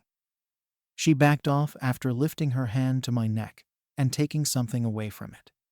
Anyway, since you're here, finally, I got the girl's stuff for ya. She tossed me Sierra's bag. When you get her home, make sure she's well rested in a comfortable environment. When she wakes up, she'll be feeling like trash when she does. So be sure to give her 2 or 3 pain meds and some water, the hag explained as she gave me the meds. Also make this for her. She handed me a piece of paper. What the hell is this? I hissed. Watch your tone, boy. It's a recipe of my own making for an energy smoothie. It'll give back all the energy she needs without having to gain it back by sitting her in bed all day. Tisk whatever. With that, the hag walked off. Excuse me, I heard behind me. I looked and Weird Eyes were still there. Forgot she was still here. What do you want? I rebuked. Like what, Doc? Rayleigh said, watch your tone. Anyway, do you guys want to ride? My sister is with our car right now, she offered. No thanks, I know a route to her house. So, I don't need some extra's car, I retorted as I walked off. I walked through the town where there were fewer people until I got to the forest edge. As soon as I took a few feet into the area, I heard a familiar howl. Trudging through the thick trees and greenery was Hogo Shah. Hey, mutt. She started to whimper when she saw Sierra in a state. Relax, she's fine. Just get big for her, so I don't have to carry her all the way. The mutt nodded to me, turned completely into mist, and was the size of a horse. I carefully put Sierra on her with her head facing Hogosha. It made walking through this dumb forest better. As we walked, I looked back at Sierra's resting face. Tisk dame, for once can you do things without risking yourself? Finally, we made it to the backyard. When came up to the porch, I knelt and took out the key that opened the door. Once we were inside, I told Mutt to take Sierra up to her room while I got things ready when she woke up. I stopped for a sec as I was deep in thought. Why can you rely on those who care about you enough to help you with your problems? Why can't you rely on me to help you? Sierra's point of view. I was running through a dark, cold corridor. As I did, I heard a voice behind me. Run all you want, Sierra. You can't escape this. You're the key to our resolution. I've never been so afraid. My heart was pounding at like 200 beats per minute. Suddenly, I heard a gunshot go off, and I felt an overwhelming pain surge through my left side. Gah! I fell, holding my side. I tried to get up, but as I did, a shadow loomed over me. I shakily turned around to see him coming up to me. I told you, Sierra, you can't escape. Not from me. He aimed his weapon at me. No, I whimpered. His weapon went off, and everything went white. Nuo. I bolted upright, clutching where my heart was as I tried to calm down. It was just a dream, I wheezed. Then I felt my head throb. Ooh, oh crap, that hurts. Now I know what a quirk test dummy feels like, I groaned. Lifting my head just a bit, I found that I was in my bedroom. What the? How did I? You want the answer to that? Asked a gruff voice I knew all too well. Turning to my door, I saw Katsuki with a tray in his hands. Katsuki? What happened? I asked. He grunted as he came over to me, setting the tray on my nightstand. He gave me a glass of water and a hand full of painkiller meds. Just 3. After you took out a 0-pointer villain, you dropped to the ground out cold. This time for a good 2.5 hours, he explains to me roughly. I awkwardly looked away. Ha. At least I did well enough in the test, right? I lightly laughed. Katsuki sneered and banged his hand on the nightstand. This isn't a joke, Sierra. It could have ended worse. I snapped my head at him and sneered back. I don't see why you're making it into a big deal, Katsuki. I've done things like helping others, doing my best, and all that for a long time. How is this any different? Katsuki growled while irritably rubbing his face. It's different because you depend more on yourself than others for help. Not everything can be solved on your own, Sierra. You could have gotten hurt during that test. What's the point of being a hero and protecting others if you can't even protect yourself? I didn't retort back. I looked away from him to my bed. My hair curtaining my eyes, he had a point. It was quiet for a minute or two until I heard Katsuki groan. Sierra, look, I know how much being a hero means to you.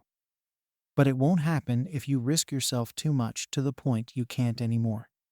I get that, Katsuki, it's just. I didn't finish because I couldn't find the right words.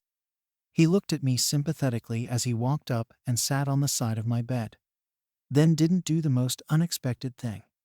He wrapped his arm around me, bringing me into a small embrace. You're such an idiot, he hushed me. The last time he did this sort of thing was when we were kids. I was cornered by a bunch of teens and tried to pick a fight. I got hurt, and that made him go off on them. Moments like this. I wish he was always this tender, I thought, snuggling more into his neck.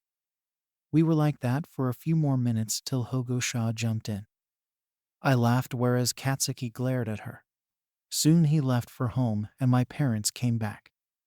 As I expected, I ended up having one heck of a lecture from both of them. Almost saying the same thing of how I was too reckless to pull off an ultra fusion, much less be prepared to use it.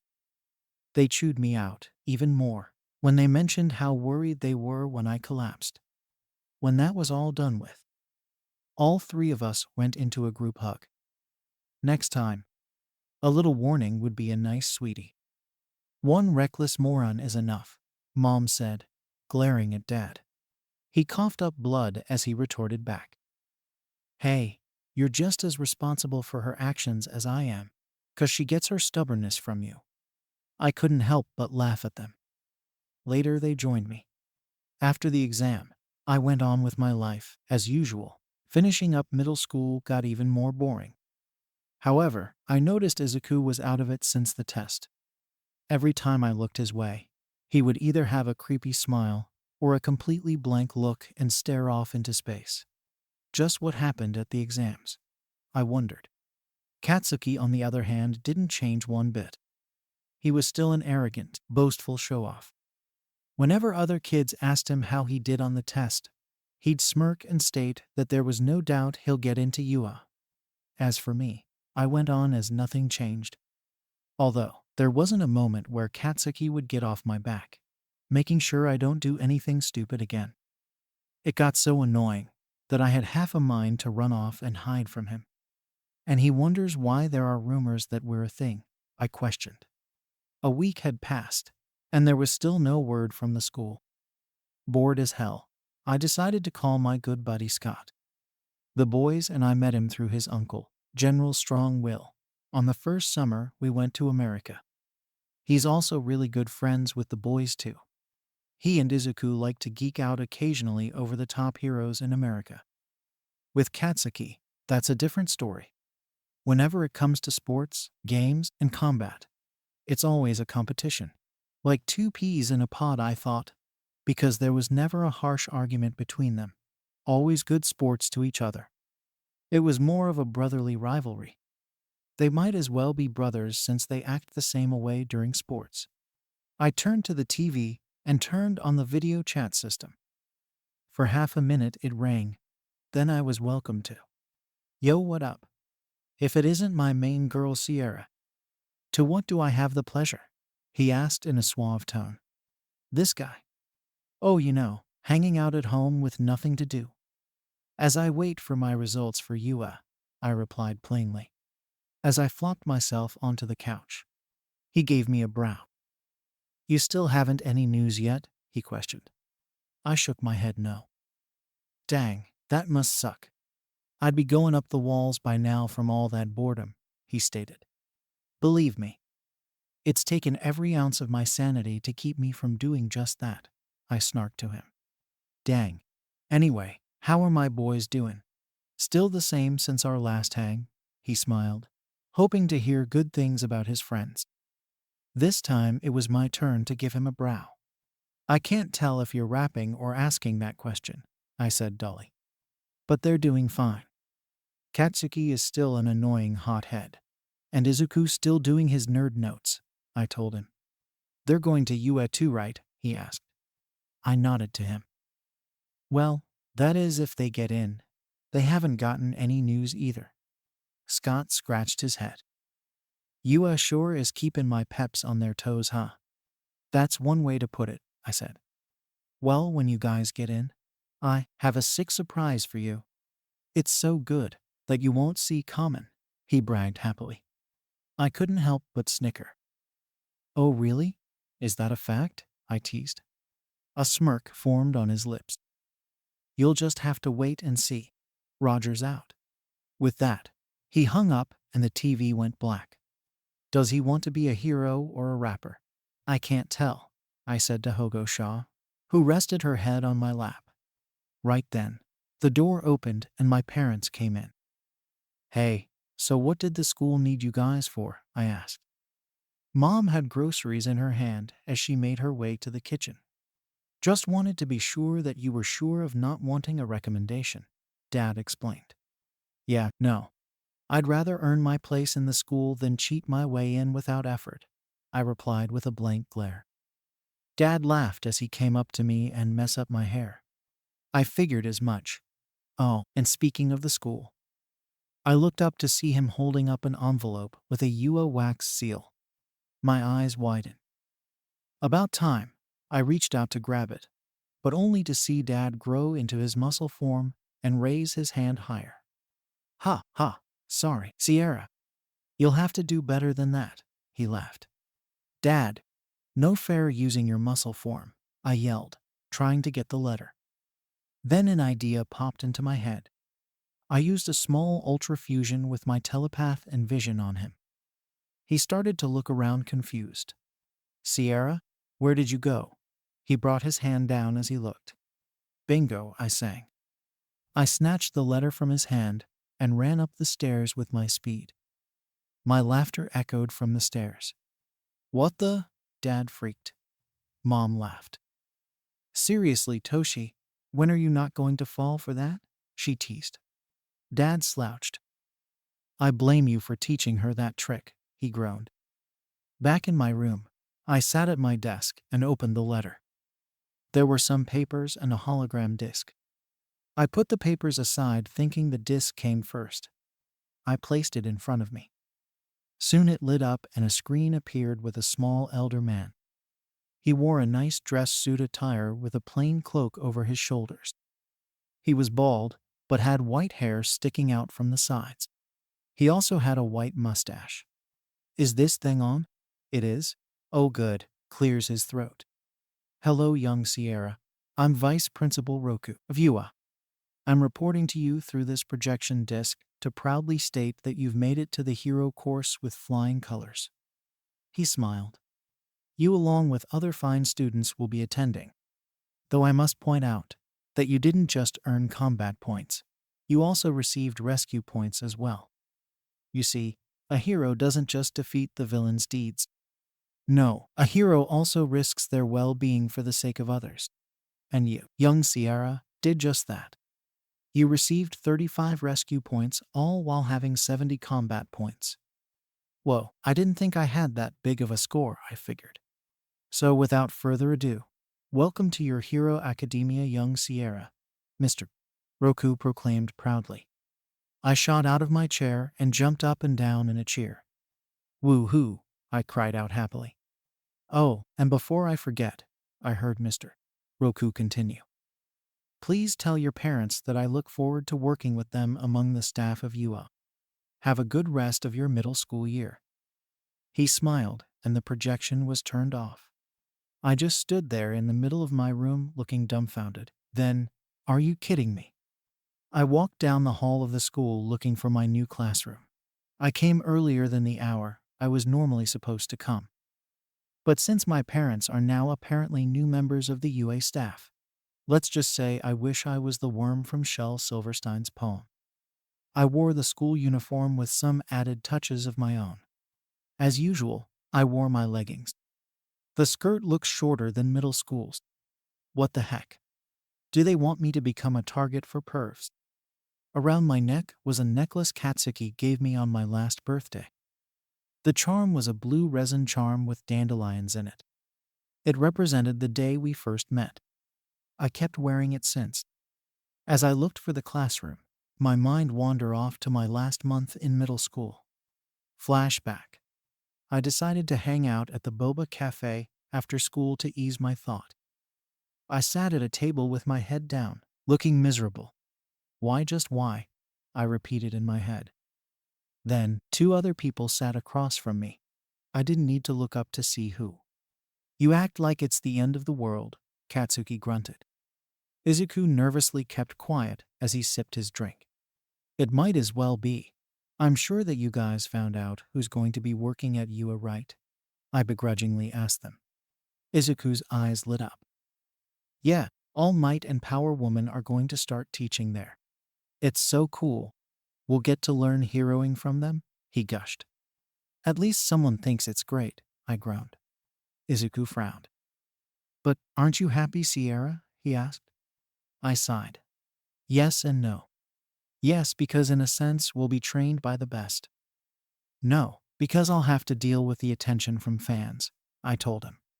He tilted his head in confusion. But you always deal with their fans. You even have some too. And that never bothered you. You just brush them off. That's not what Ish was getting at, Izuku. Both Katsuki and I answered, making him jump a bit. I sat up while sighing again.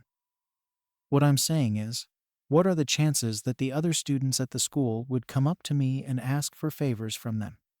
Izuku finally realized what I meant since it has happened before. Sierra, you don't know if it'll be like that in UA, and I'm sure it won't come down to that, he assured me. I was still a little weary. Big if Izuku. End flashback. Soon I finally found the classroom door. My sweat dropped. Geez, does this school get giant here? I said to myself since the door was about, say, 10 feet tall. I slid the door to the side and came in. As suspected, I was the only one here for now. I went over to my assigned desk. While I waited for the other students, the door slid open. There stood another girl who looked no older than me, but looked more mature. Wow, she's pretty, I thought seeing her appearance. She was tall but held grace. Her skin was a rich dark brown like fresh soil, and her eyes were as gold as the sun. Her hair was in a cornrows ponytail with some framing her face. It was jet black with metal beads at the ends. But what stood out from her was her cat eyes, ears, and tail. Both ears and tail had gold jewelry. Hello. I'm Sierra, I introduced myself. She gave me a blank stare for a while till she replied. A cheeing ape. She bowed to me and then went to her seat. I'm going to assume she's part of the exchange program, I thought. The exchange program is a welcome invite from UA to promising students across the globe. 2 to 3 are in the hero course, and only 2 get a recommendation. After a few minutes, more students came in. Some looked interesting to talk to, and some had unique appearances. Soon I saw a familiar face walk in. Sierra. Kat. Oh, nice. You guys are in the same class too? Asked a guy who just walked in behind Kat. Who are? Is that you Kirishima? Kat asked, cutting me off. Who? I gave her a weird look. Oh, right. You collapsed after the test. Remember me coming in to help you and Kat? He said to me. I looked back to that time and did remember that. Oh, so you dyed your hair. Let me guess, idolizing Crimson Riot? I smirked at him. He scratched the back of his head and laughed. That obvious, huh? Out of my way, said a gruff voice I knew. You know, asking to move politely goes a long way, Katsuki, I deadpanned. He just hissed as he went over to his desk that was one away from behind me. Then, what's up, Class 1A? Announced a voice Katsuki, and I knew all too well. We both looked to the door. Scott? He smiled as he laughed at us. Yo, didn't think you'd see me, huh? He teased. This was the surprise you told me about? I asked. Yep, my uncle pulled some strings and got me a recommendation in the exchange program, he explained. He walked over to us with beaming pride. That desperate to pass me, webhead? Katsuki mocked with a smug grin. Scott smirked right back at him. Yo man, you couldn't handle this bad even if you tried. He flexed his muscles to show off. Yeah, right. Katsuki got up from his seat so he and Scott could grab each other's hands. Good to see you, man. Scott smiled. Right back at you. Nice to see some real competition here other than Sierra, Katsuki said. Oh, brother. I rolled my eyes at the two. Old friends, I'm guessing, Kat asked. More than you know, I sighed. As we waited for our teacher, a familiar four-eyed persnickety went around the class introducing himself. Although the way he moves and stands. Did we get a robot for a classmate? I said, opening my thoughts to the guys. For real, he's stiffer than a retard diving board at a cheap pool, Scott mocked. Katsuki laid back as he set his feet on his desk. Tisk, you should have seen him at the exams, he inputted. Suddenly, with my super hearing, I heard Izuku come near the door. Man, this thing is huge. Do giants come to this school too? He asked himself, with the same question I had asked not too long ago. I held in a laugh when he imagined the classmate he thought he would see. The expressions on Katsuki's and Four Eyes' faces were priceless. Then, as soon as Izuku slid the door open, the said Four Eyes came up to Katsuki with a stern look. Good Lord, what now? Get your feet off the desk this instant, he ordered. I begrudgingly sighed, as Katsuki smirked at him. Huh? It's only the first day of school, and you're now scuffing school property, you cretin. What crawled into his breakfast and died? You're joking, right? Did your old school put a stick up your before you left? Or were you naturally born with it? Katsuki vaguely asked, almost mocking him. Seriously, dude, you need to chill, Scott added. Just my luck. Wait, Scott? How is he wait? Is coming here his surprise Sierra told me about? Izuku questioned. Four Eyes was about to say something else, but it seemed he decided against it. Let's start over. I'm Tenya Ida from Salme Academy, he calmly introduced. Salme? Isn't that a prestigious private middle school? I asked. Tenya turned to me, a little on edge, as he adjusted his glasses. Yes, it is. Salme, huh? You probably think you're better than me and Sierra. I'm going to enjoy mopping the floor with you. Katsuki grinned with that empty threat. Tenya was taken back by that claim. You'd threaten me? Your own classmate. Are you sure you're in the right school? I used my empath to smack him upside his head. What the hell, Sierra? He yelled at me. I ignored him and turned to Tenya. Don't bother with him. That's his usual attitude. Katsuki continued to seethe at me. What's that supposed to mean? It's him, Tenya said, looking at Izuku. Then everyone in the class looked at him. Izuku panicked and became flustered. Tenya went up to him to introduce himself again. Man, and I thought the private school chumps in my town were stuck up, Scott teased. Katsuki didn't reply. He was too busy glaring at Izuku. Scott's sweat dropped. Dude, you all right? Might be best to leave him be, Scott. He and Izuku didn't leave middle school on a good note, I explained. He nodded. Scott also knows the relationship between Katsuki and Izuku and knows better to stay out of it. Soon a cute brunette came in and chatted with Izuku. Wait, is that the girl Izuku mentioned back at the exams? Oh, I'm going to have a lot of mileage out of this, I evilly smirked. If there's one thing I love doing, is messing with the boys. I'm going to ruin that stupid bastard, right after I figure out how he managed to get in, I heard Katsuki say. You'll do no such thing. He's earned every right to be here just as much as you, Katsuki, I suddenly retorted to him, making him flinch. He turned to me with his famous death glare. Deal with it, I quickly said before he could open his mouth to yell at me. If you're just here to make friends, then I suggest you pack it up and leave now, I heard a rough yet tired voice.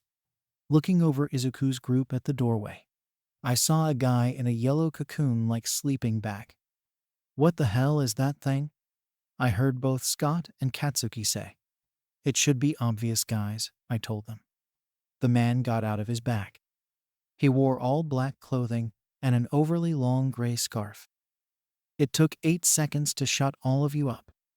That won't work. Time is precious here, he started. And out came a butterfly of doom, I joked. Katsuki heard me and mentality scoffed. More like a tired old Mothman. I held in a laugh. Then the man turned to the whole class. Hello, I'm Shota Aizawa. I'll be your teacher. The entire class was taken back in disbelief. Then Mr. Aizawa reached into his bag and pulled out what looked like gym clothes. Let's get this over with. Put these on, then meet me outside. Be on time. I'm not the only one who doesn't like tardiness, he said. I couldn't help but nervously sweat drop when he said that. Why do I get the feeling this is going to be a long day? I uttered, hoping there will be a bright side to this.